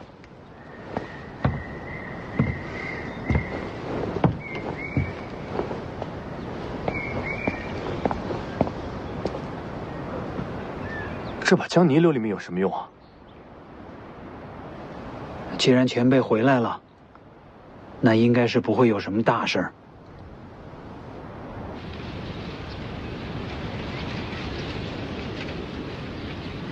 那我先退出去。不用退。姑姑接着说，我的事儿不用逼着他。您刚才说您一直在查害我娘的凶手。是。小姐过世起，就一直在查。查出具体结果了吗？小姐离世时，奴婢和大将军才发现她身负重伤。可小姐不肯说出害她的凶手是谁。对手太强，娘是怕报仇害了全家。这些年，我一步步排查日子，细算因果，大概能猜出她何时受的伤。当年小姐曾独自进京，她的伤应该就是那会儿留下的。具体什么时候？那时正怀着世子。凶手人在京城，查出是谁了吗？还没有，一点细节都追查不到。可查不到，本身就是个大案。凶手权势滔天，才能在京城抹去所有线索。大将军让我在青城传出你姑父采阴补阳的好色名声。徐骁这什么路数啊？大将军有话让我转告。他说，你不愿用大将军的方式接手北凉。是。那些山匪，世子杀了吗？杀了。换做大将军，他也会动刀杀人，为亡魂复仇。那些山匪是他安排的。是。官府四面围堵，就是将他们逼到青城。这些人是为世子施刀锋的。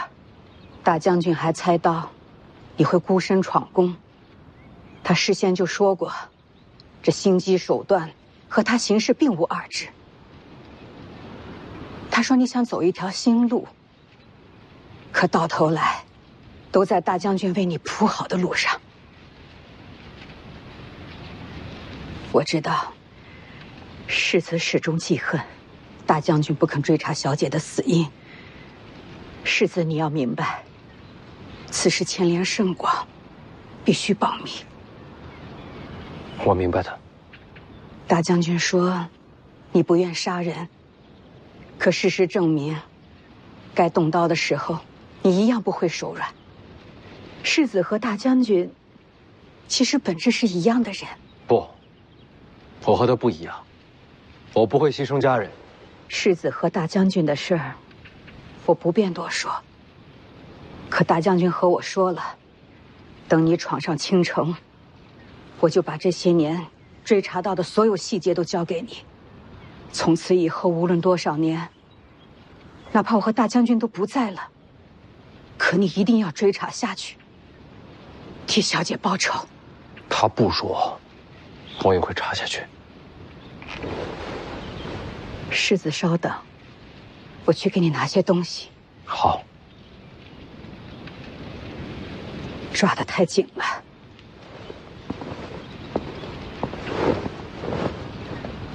疼吗？不疼。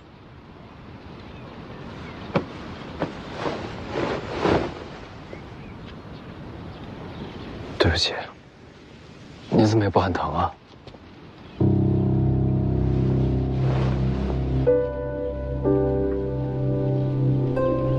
王妃是个好人。记得我刚进王府的时候，既害怕又伤心。是她的温柔，让我缓过了最难的一口气。徐凤年，我愿意和你一起为她报仇。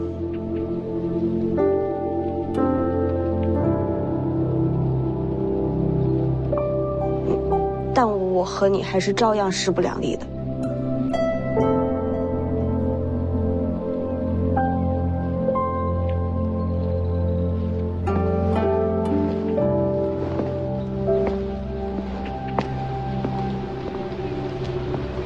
这些年追查凶手，整理出来的东西都在里边了。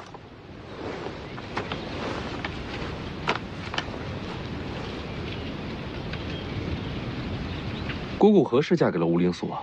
在入神霄派之前就嫁了，当时有了世珍，她和世子差不多大。人在哪儿？在京城。你姑父被封青城王，受命与北凉抗衡。说起来权势不小。是被当成了人质。只要我的身份不拆穿，他就没事。得想个办法救他回来。他的事，世子不用担心。你好好看这个，看完烧了。姑姑去哪儿？我有些事情去办，一会儿就回来。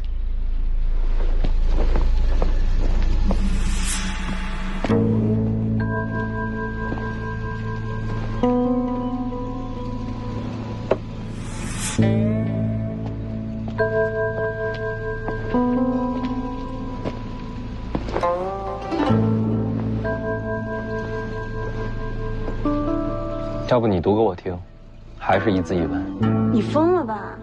你姑姑隐姓埋名查了这么多年，多重要的事你让我来读？没事儿。你自己看。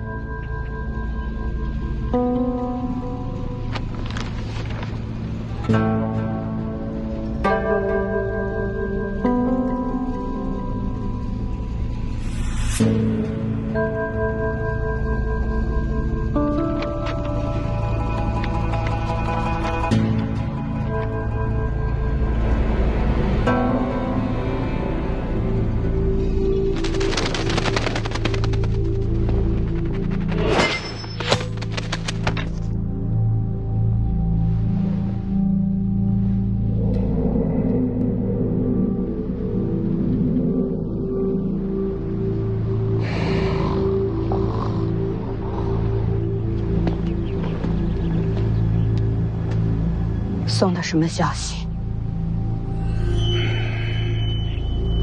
我们有多久没见到世珍？他一个人在京城，无人可信，随时都有亡命之险。我问你送的什么消息？徐凤年此行细节，这本来就要送去京城的，得让他们知道，徐凤年闯剑阵，京城才会更相信我们的立场。还有呢？还有北凉的军营部署，用这个才能换世珍回来。小姐待我如姐妹，我这条命都是她的。只是一份军营部署，并不牵扯绝密。是谁让你这么做的？我救自己的儿子，不用人教。打世珍最后一次传书回来，你就开始心神不宁。是他叫你这么做的。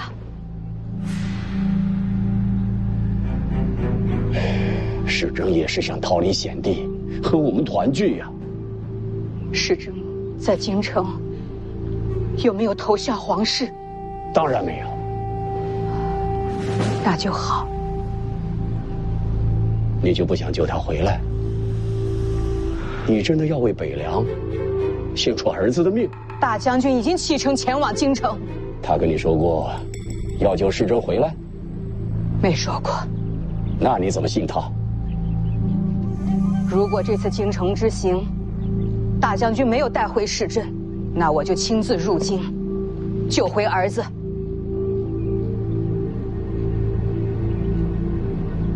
如果你真要把北凉的军情送去京城，那我就只能在小姐的灵前自尽。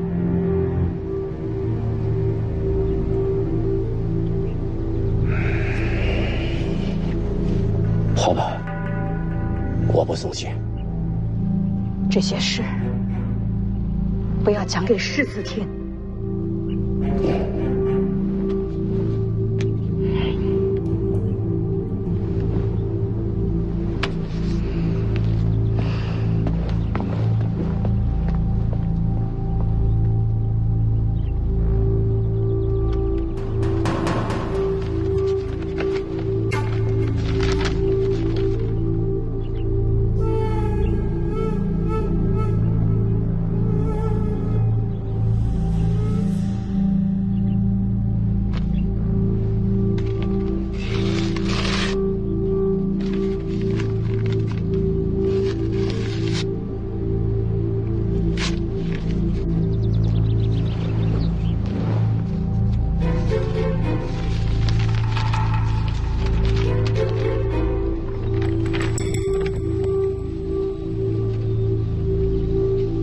看完了。要害我娘的是黎阳皇室。不是没有具体线索吗？这上面记载了我娘进京的具体时间，2个要点：一，刚怀了我；2，当时京城正要给徐孝封王。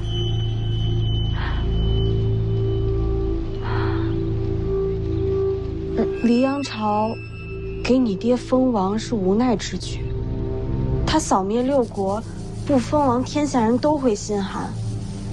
但黎阳皇室绝不希望北凉大军有一个少主，所以我娘怀孕是皇室最害怕见到的事情。那你的仇人是黎阳皇室啊？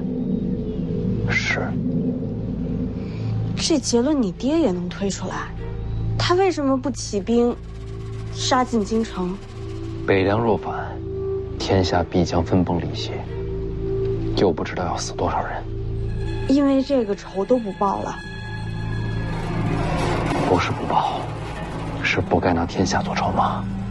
什么意思？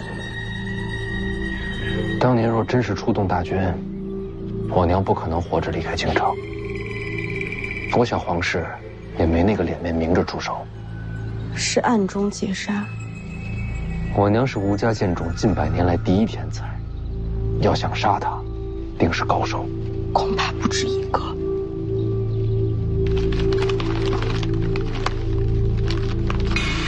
我会把当年伏击过我娘的人一个一个找出来，亲手斩下他们的人头，祭奠我娘。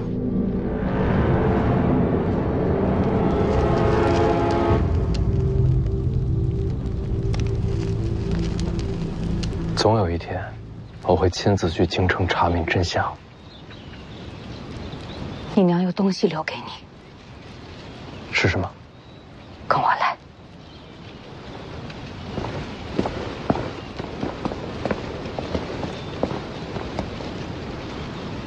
我在这儿等你回来。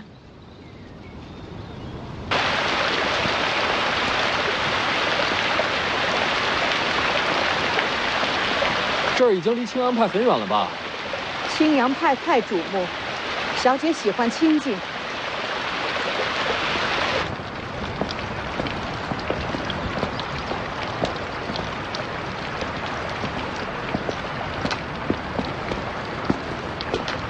这是什么？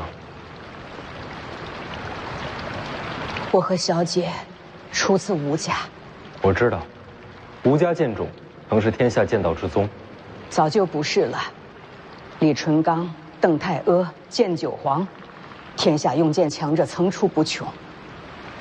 吴家气运上，已然输了半筹。毕竟底子还在。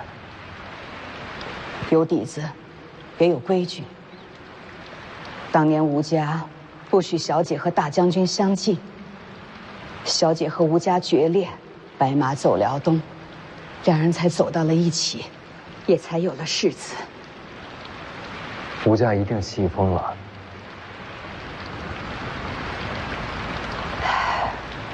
吴家人走后，佩剑都要回归剑种。可小姐已被吴家逐出家门，她的剑已经是回不去了。所以我把小姐的佩剑就封在此处。小姐走之前和我说，世子若是选择习武，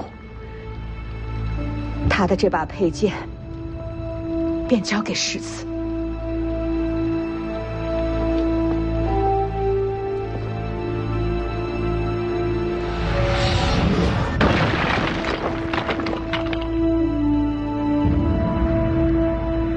北凉纵横天下，小姐手中剑曾让天下英雄低头。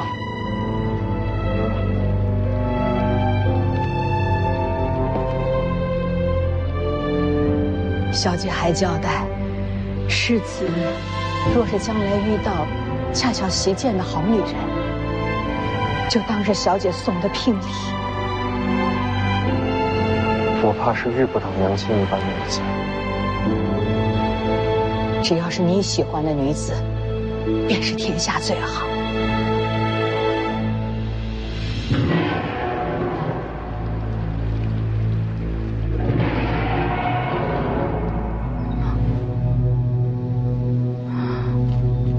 山里的大家伙，你就是小雀儿。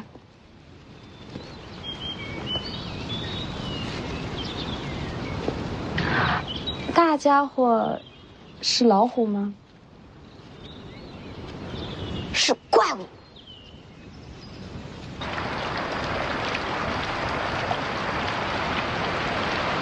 说是怪物也不为过。它是青城山的一只异兽，名为虎魁，凶悍无比。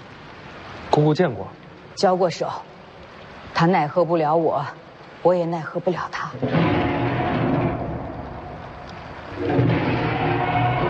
是在争斗。奇怪了，青城山并无野兽能与它对敌。徐凤年，等会儿就回来了。徐哥哥人挺好的，还教我吹叶子。当时我就想过了，有机会要亲自做个媒，给他找个好姻缘。不过现在有你了。等一等，什么就有我了？跟我有什么关系啊？也没替他找到合适的，就是可惜，总觉得他该配天上仙女。走吧。这就走了？小雀儿，要不要跟我们一起？徐哥哥，我刚才已经把你的事儿放下了。放哪儿了？所以我就不能跟你走了。啊，留这儿也好。这次时间太紧，等我出行回来再来找你。好，我等你。一言为定。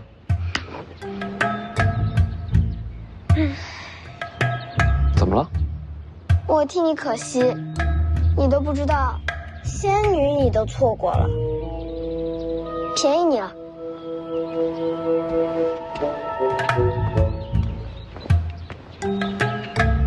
我错过什么了？怎么就便宜你了？别问了，这是你娘给你的。大梁龙雀，我娘的佩剑。你不是学刀的吗？这也是我娘给我将来媳妇的聘礼。拿剑做聘礼，有点凶险吧？给。你干嘛？你是我丫鬟啊，你不替我捧剑，还我自己拿着啊？是这意思。不然呢？没不然。你姑姑呢？姑姑不能送我出去，不能泄露我和姑姑的关系，要让天下人觉得我与青阳派为敌。我明白。所以你也不能从大门走。我进青阳派，背个剑匣子出去，说不过去吧？所以呢？所以你从侧门走，从林子里绕到前面山路去，我让马车在拐角等你。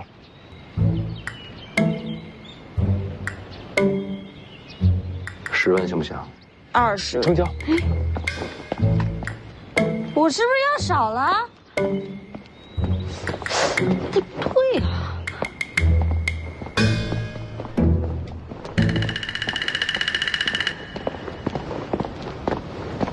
等会儿，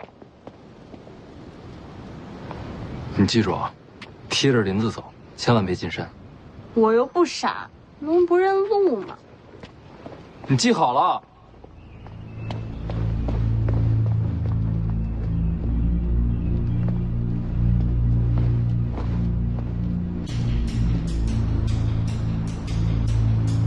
哎，出来了。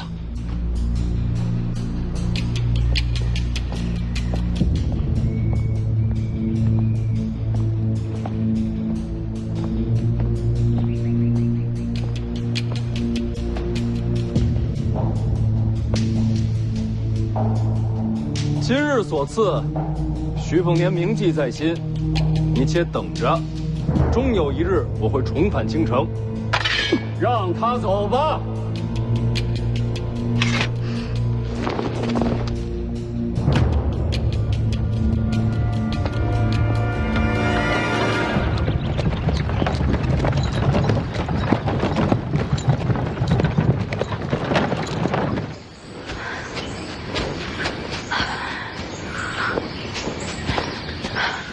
是这边吧？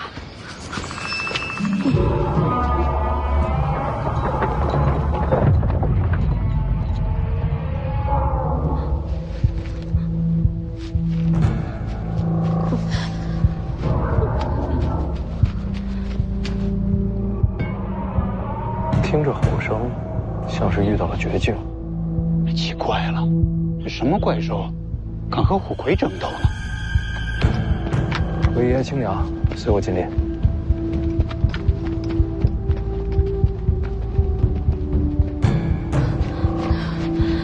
怎么鸟叫都没了？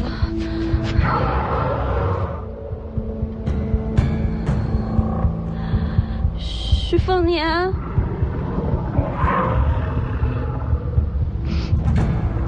是你吗？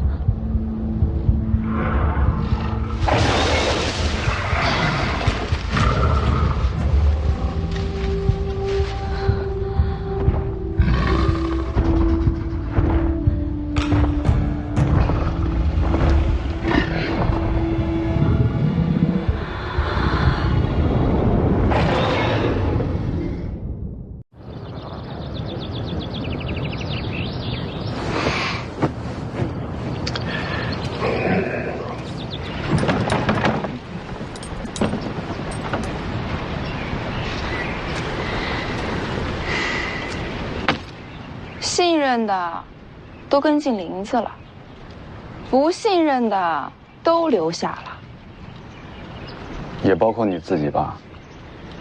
世子不信我很正常，本来我也没什么忠心可言。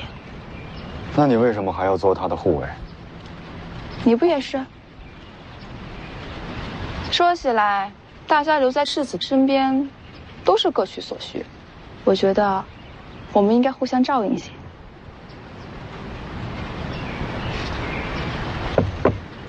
你也一样。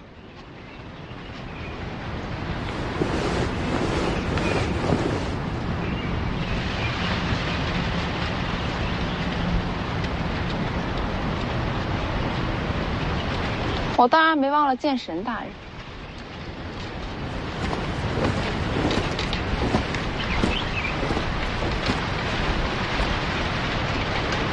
剑神大人和徐骁没有什么牵连。我猜，你护送世子东行，应该也是答应了什么条件吧？剑神大人曾傲视天下，您知不知道有门功法叫白帝抱不绝？不瞒前辈，小女子投效徐家就是为了这套功法。若先生记得这个，淑修愿改投前辈门下。滚开！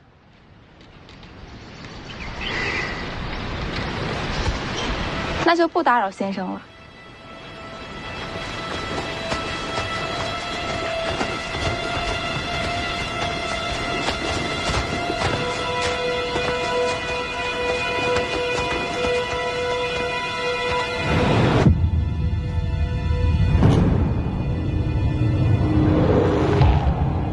时候经过？江宁，不会遇险了吧？应该不会。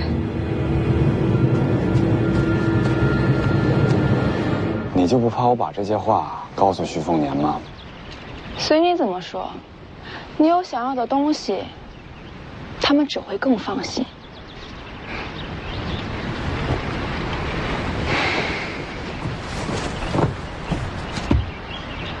你们林家若是知道百利报不绝，我也可以为你效力。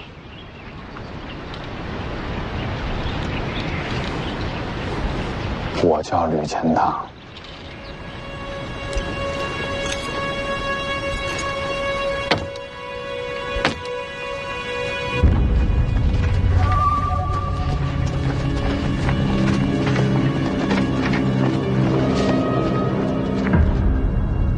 江宁，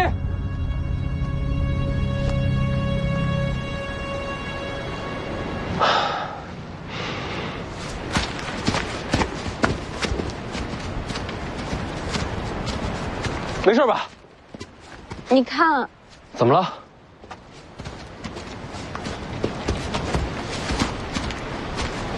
哇，虎魁已经死了。也不知道是什么杀了虎魁。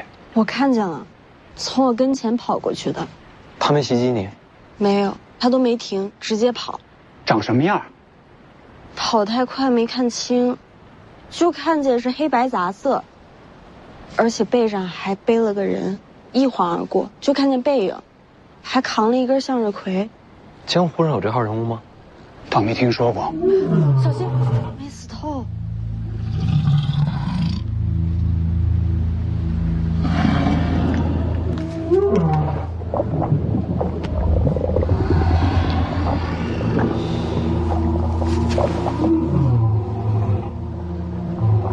是母兽怀胎，幼兽就要出生了。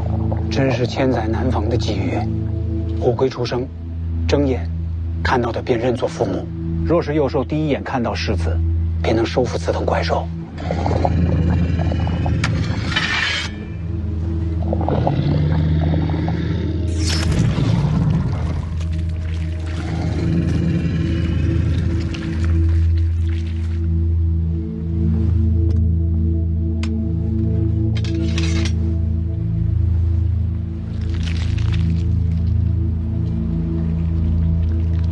哟，先出来的是雌的，后出来的是雄的，那就是姐弟了。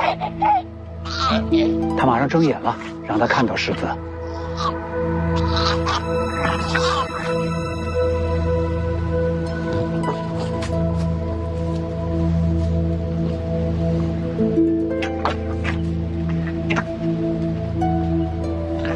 母兽浑身是伤，唯独腹部安然无恙。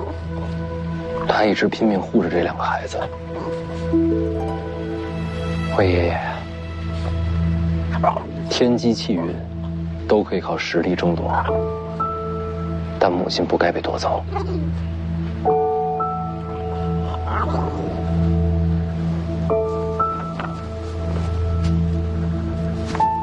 小家伙们，这就是你们的娘亲，你们看好了，看在眼里，记在心里。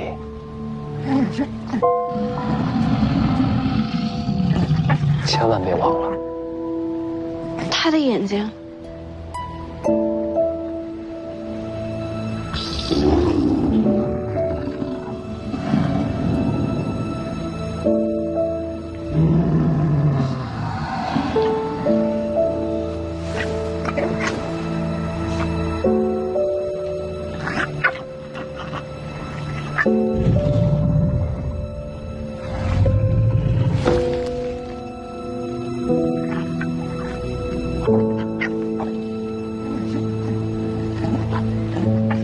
你们的娘亲死了。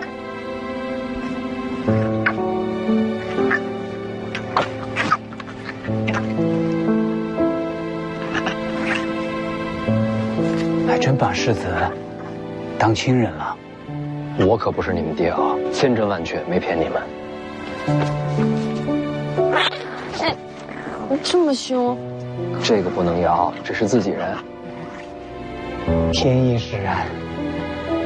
这两只虎魁天生就应该跟着世子，总要有个名字吧？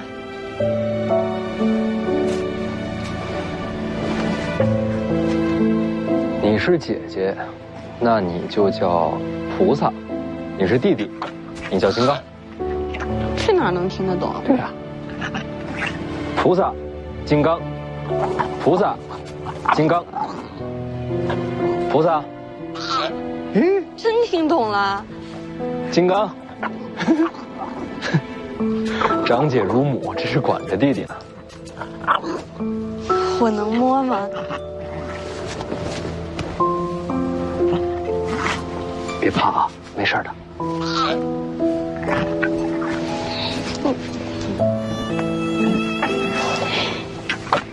这么小就有鳞片了。哎，他们的母亲是双脚，他们为什么是独角？颜色还不一样。长大了就会长出双脚，颜色也会变化。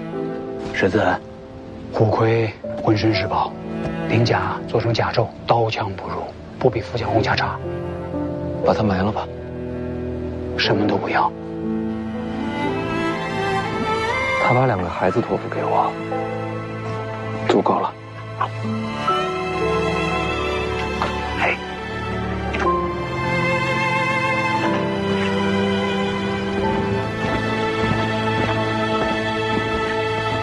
出发吧。哦，怎么走？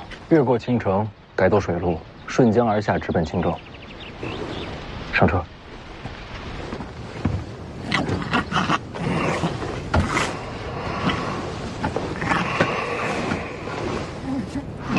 嘿，哪来的小虎魁啊？嘿嘿，倒是有胆气啊！嘿，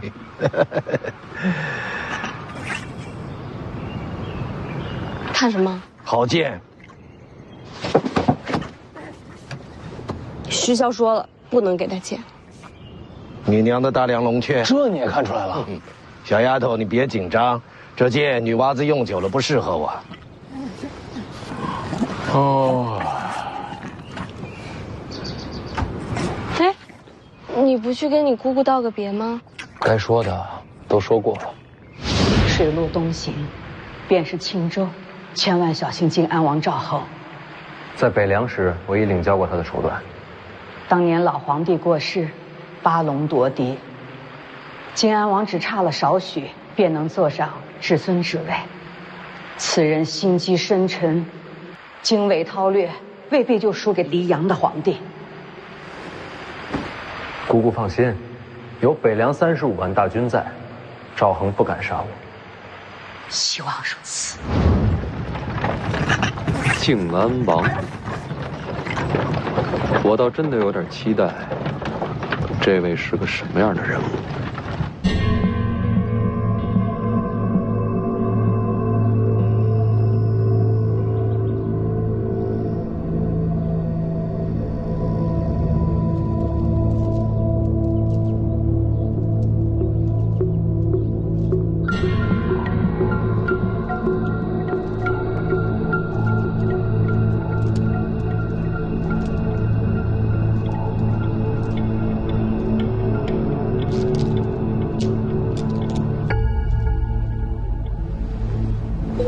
王爷，林家在青州的产业，今时已经全在掌控之中。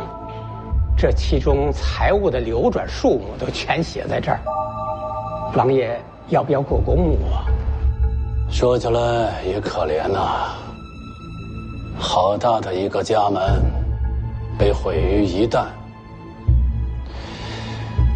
也不知道如今林家还剩下几人存活于世啊？王某正在追查，定当斩草除根，不会让林家有再起的机会。慈悲为上，慈悲为上啊！父王，王先生也在。见过世子。有什么事？有上阴学宫学子前来献策，求见父王。你亲自引荐？那学子说的话，怕是会与你不谋而合吧？算了，把他带过来吧。是。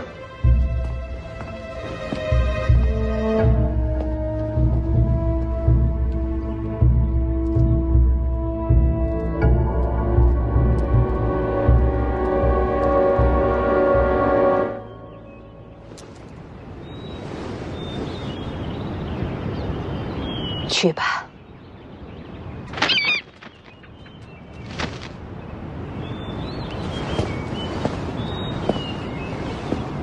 飞去北凉的？是。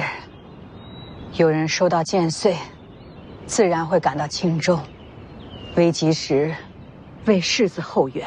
徐凤年如果没有闯青阳派呢？世子若不曾闯青阳派，就说明是审时度势、谨小慎微的性子，也就不会在青州有大麻烦，这支援兵也就不需要了。徐骁连自己的儿子都要这么试探，临事关头方见本性。世子没有让我失望，不愧是小姐的孩子。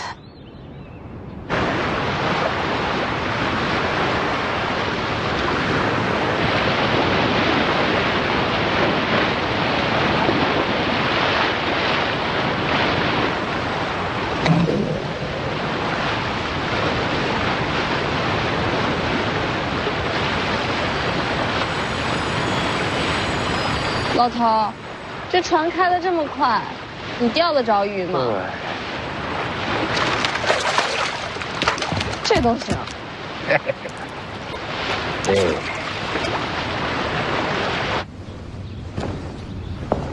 父王，这位就是上阴学宫来的学子。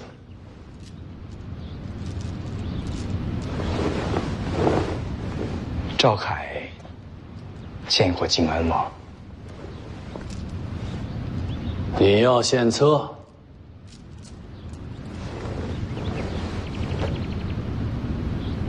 好，王某还有事要做，不如先行告辞。王先生，一起听一听。你说你的。靖安王入主青州，将近20年在，可曾想过更进一步？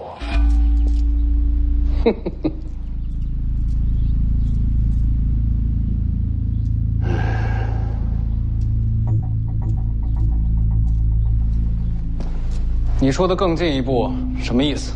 朝廷让靖安王入主青州，是为了挟青州水师之威震慑北凉。若北凉灭亡，靖安王自是奇功一件，怎能不扶摇直上？北凉35万大军，谁动得了？想灭北凉，无需大战，杀1人即可。杀谁？徐凤年。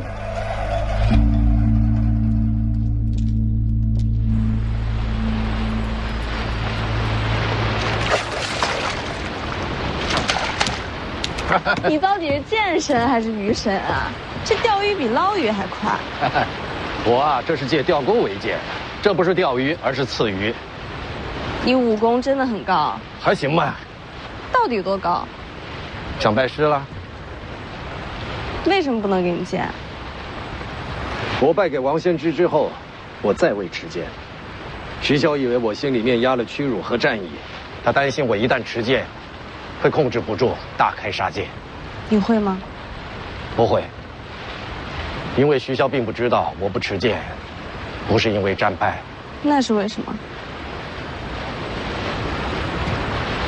那是因为有一个人死在我眼前。女人？她是你什么人啊？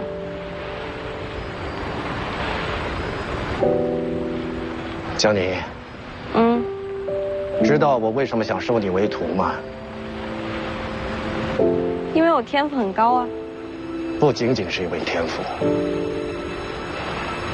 还有什么原因？你跟在徐凤年身边，就像当年他跟着我一样。我想教你学剑，是想让你的武功强过徐凤年，这样他就不会对你视而不见。就算有一天这小子跟我一样疯了，你也能制住他，不让他犯下难以弥补的大错。你说的那个女人，难道是被你？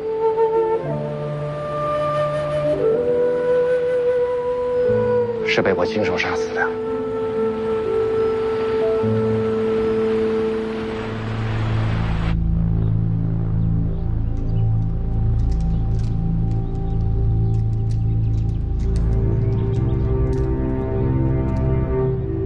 父王，您觉得呢？有言惑众罢了。可他说的没错呀。杀了徐凤年，徐骁必反。徐骁反，未尝不是好事。天下大乱，好处何在呀？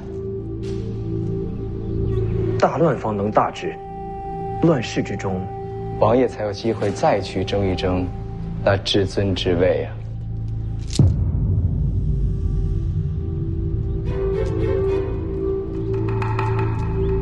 将他轰出府去。父王，若再登门，斩首示众。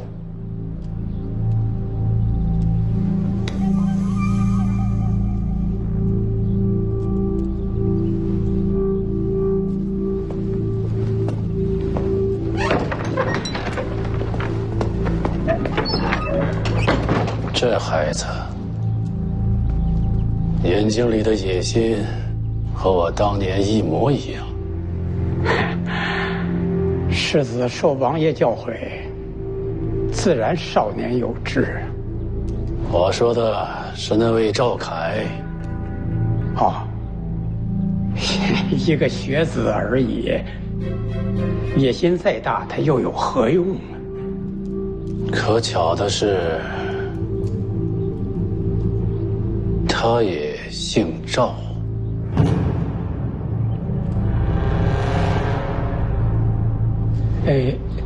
林家还未缴除干净，王某就先告辞了。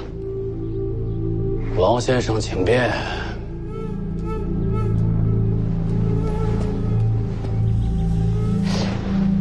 徐凤年就要到青州了，王爷真要放了他？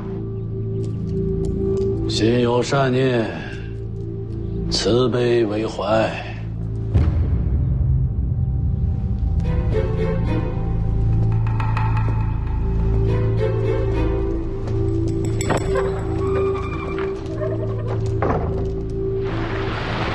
那你又为什么会同意送徐凤年去武帝城？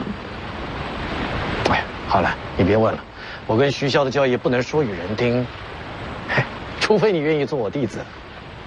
不听就不听。那你准备好了吗？准备什么？他要去武帝城，那你恐怕又要对上王先知了呀。挺好的，我把自己关了这么多年，手都痒了。天底下有资格与我交手的也没几个，王先知最合适了。你能赢吗？不好说啊，当时输在毫厘之间呢。不过现在嘛，许久没握剑，有些属身，不过也没关系，打架嘛，开心就好，输赢先不想。我希望你赢。那我谢谢你。如今，这世上没人对我好，也还不错。怎么了？想拜我为师了？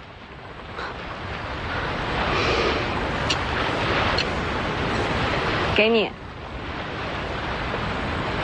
借你的，打完架立马还给我。你要把神符借给我？你认识？一眼就看出来了，楚国至宝。你说借就借？楚国没了，这就是把匕首。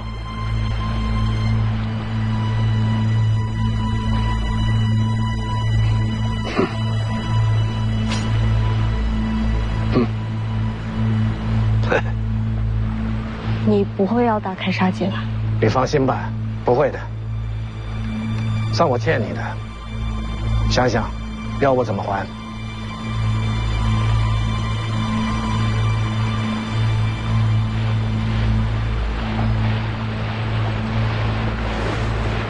要不你教教他吧。我的人情就这么用啊？嘿，还不是怪你。自从那天晚上你说了他几句之后，他再也没让我读过秘籍，害我少赚好些钱。你赶紧指点他一下，说不定过了这一关，就又让我读书了呢。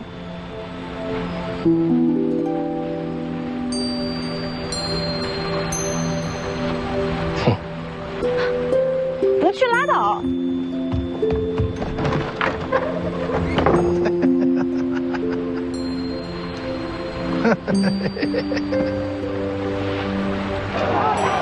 父王常年安逸，胆子都变小了。没有京城之意，擅自杀北凉世子，总有些顾虑。大好的机会，放过了可不成？拜山孝为先，世子该为王爷解忧。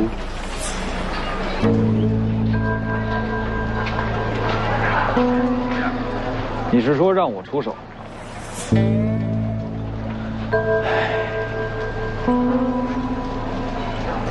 也不是不行，只是徐凤年出了北凉，身边怕是有高手护卫。世子，看那边。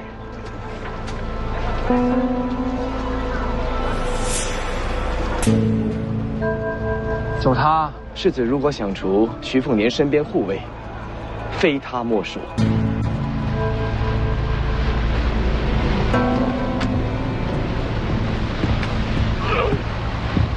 小子，前辈，别过来！别咬我！别咬我！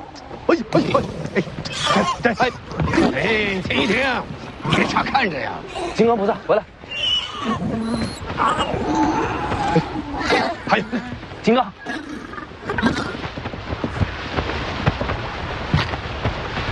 你们两个别乱咬人，也就是前辈宽宏大量，他要是动了杀心，我可拦不住啊！别拐个弯求情了，我还不至于对这两只小家伙动手呢。那我替他们谢谢您。你这小子也真是踩了狗屎啊！再过几年，这两只小家伙都可以顶个一品高手了。我收养他们，没想着养成高手。人都会变的。前辈找我有事？光修大黄庭，不练招式，一样是个废物。秀东出鞘。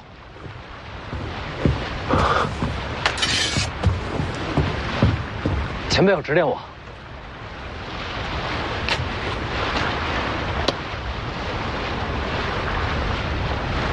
刀痕在上面，太高。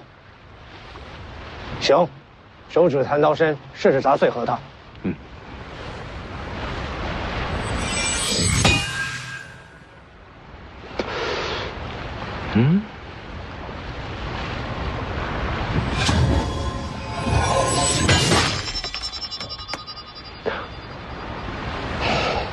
这核桃甲板不能留痕迹，再来。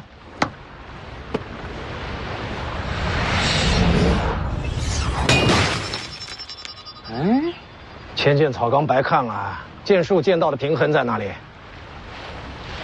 看什么？我知道你用的是刀，可道理都一样。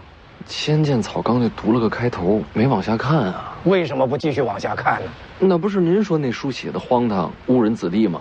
是啊，那就想想那天我用水珠破红甲的场景，我那弹指是怎么运镜的。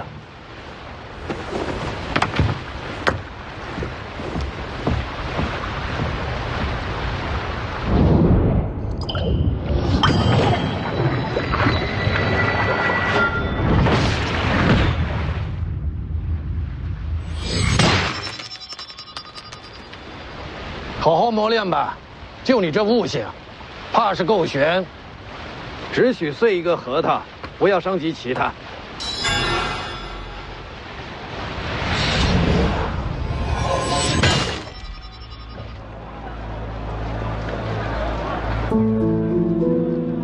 世子可知吴家剑种？当然知道，剑仙辈出，人间禁地。吴家近几年出了一名天才剑士，20岁便出剑种，挑战天下剑士，从无败绩。此位便是吴家新一代的希望吴六鼎。说完了吗？我还有美言。先生在青州是在等徐凤年吗？与你何干？靖安王府愿为先生打探徐凤年行踪，一有消息立时奉上。你想要什么？能一睹先生出手，心满意足。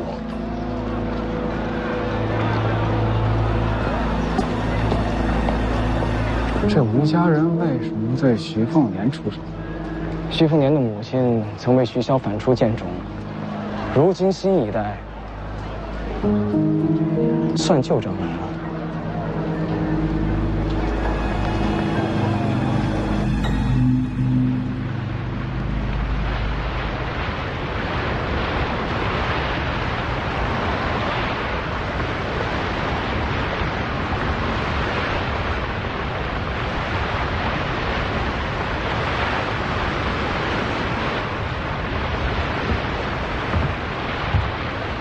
还在练呢，给你提个醒啊，过几天要是练成了，记得叠2枚核桃，然后呢？然后弹刀下去，核桃锯碎，船板没事儿。我已经做到了。怎么可能？中午才练的，你可别骗我啊！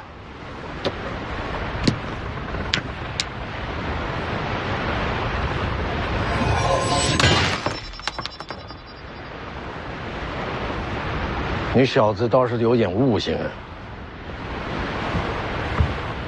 让你坐这儿发什么愣？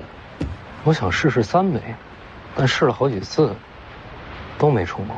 用力的时候，最下边那一枚会被弹开。难道说2枚就是极限吗？知道剑招和剑意的区别吗？刀。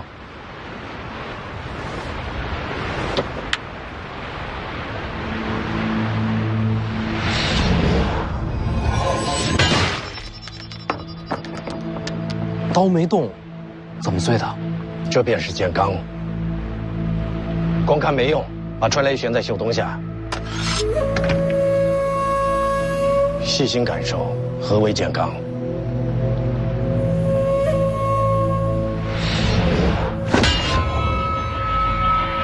感受到了，是气劲凌空，内息破体，透冰刃而出。剑罡本质上就是真气的运用。以你大黄庭的功底，多练几次也能试出来。那这剑罡可比剑招厉害多了，剑招可没这效果。刀再放。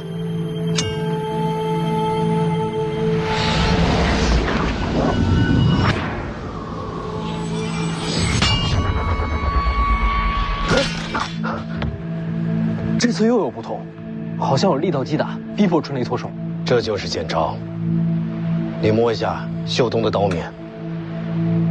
感觉没动，但其实有细微震动。第2指击打，袖东看似未动，其实已经以极快的速度弯曲6次，击打春雷，然后再接力恢复正常。弯曲6次，都没看出来。上乘剑招，快如奔雷，稳如五岳。小子，你要学的还多着呢。那这剑招与剑罡，孰强孰弱？老夫以剑罡破敌，便是剑罡厉害。老夫用剑招杀人，剑招便胜过天下剑罡。明白了，您最厉害。你果然有悟性。剑招剑罡，自己琢磨。不几日便到青州，不到万不得已，老夫懒得出手。能不能躲过明刀暗箭，看你自己了。多谢前辈指点。我没想指点你，是欠了人情，拿你来还。谁能让您欠人情啊？内息破体，透冰刃而出。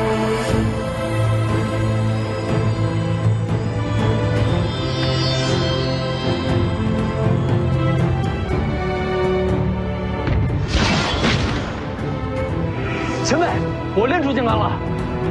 你那是刀刚，有道理。就这么点力气，杀只鸡都不够，慢慢磨练吧。这小怪物修行的速度比老夫当年还快。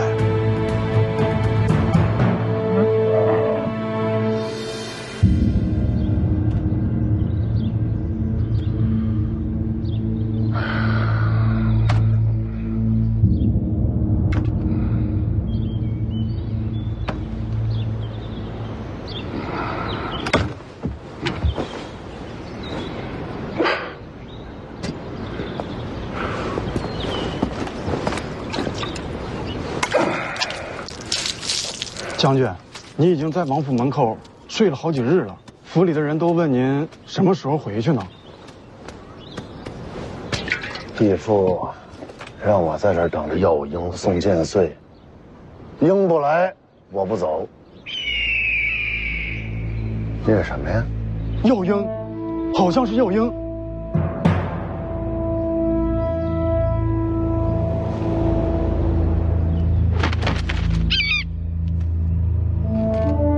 将军，我去替你瞧瞧。闪开！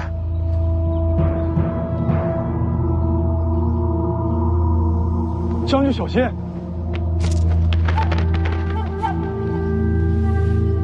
是剑穗。哈哈，真是剑穗！你就守在王府门口，一旦收到了药英送来的剑穗，你立刻率领本部骑兵赶往青州。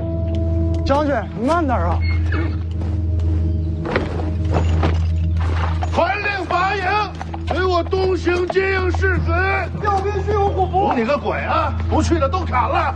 将军，请问下座。路上话，路上话。闪开！闪开！江上传来消息，徐凤年今日便到春神湖。吴六长通知了吗？他说要养剑，明日才肯动手。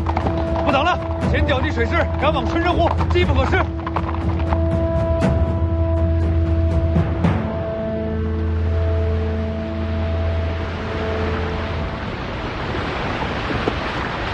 你把神符给李前辈了，关你什么事儿？你不怕摔下去啊？这儿风景好，要不坐下试试？我水性不好，有我在，掉不下去。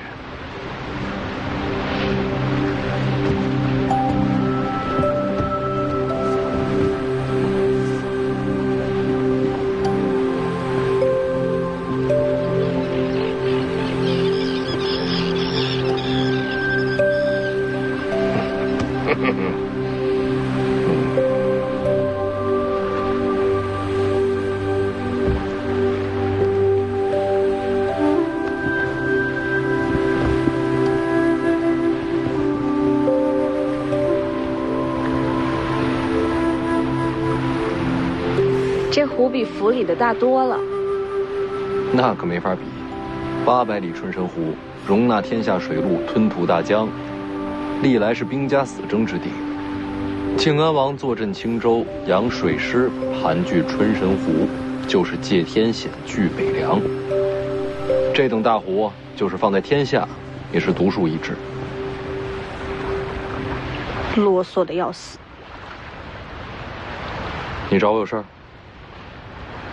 你那2只小虎魁，在储物仓偷生肉，没伤人吧？那倒没有，小家伙鬼得很，只吓人不伤人。那就不管他们。前面有船。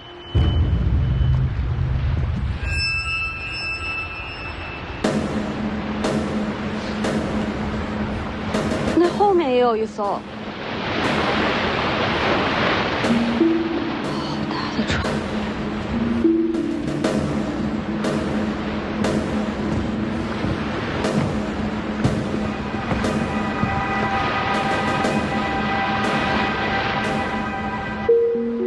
这些都是青州水师的黄龙楼船。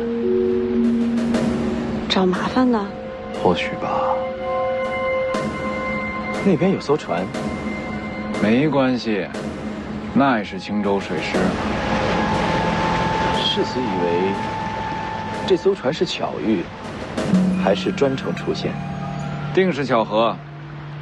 靖安王府为出生，青州城谁敢来接徐凤年？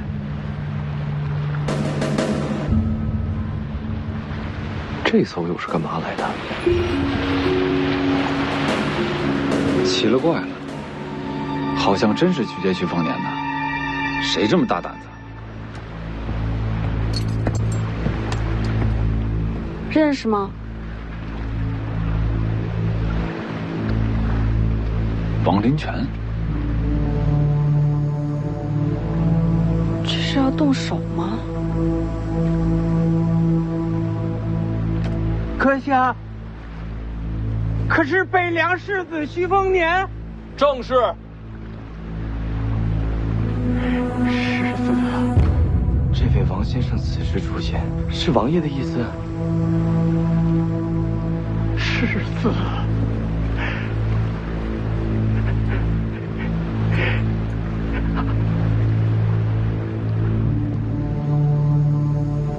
掉头回营。今日不能出手，免得坏了父王的谋划。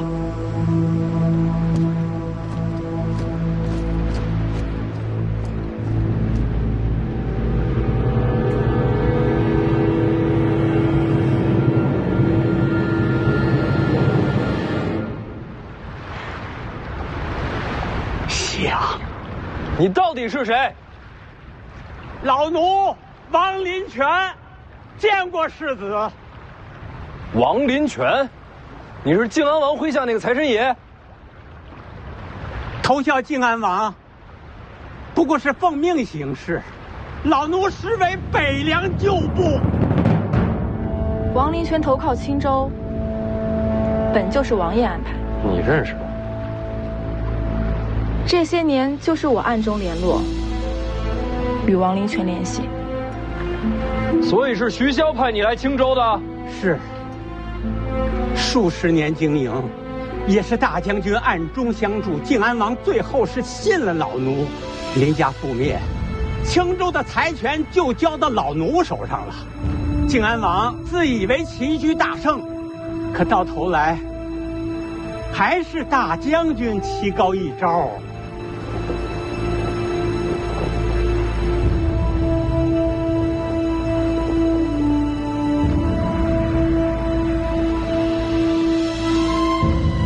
这么多年潜伏，何其不易！你这么一跪，就前功尽弃了。世子到青州之日，便是老奴恢复北凉军身份之时。这一天，老奴等得太久了。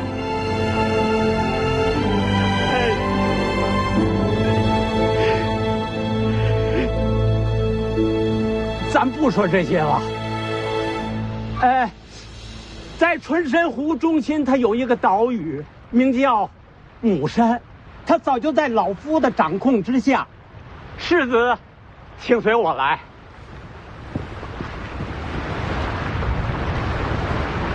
转舵，回家。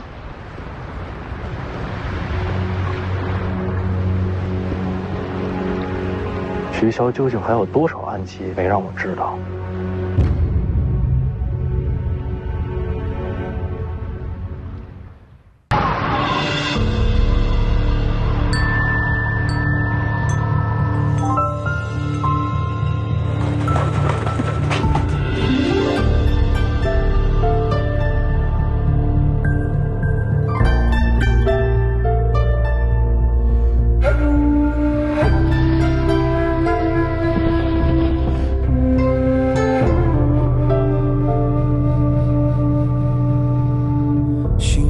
伤痛的花，淹没灿烂的开吧。我在跟黎明作赌，赌你一定会回答。原谅这悲剧收场，感动遇见的刹那。即使雷鸣在闪烁，即使我这样滑落，我会在你离别时倒下，让记忆听歌升华。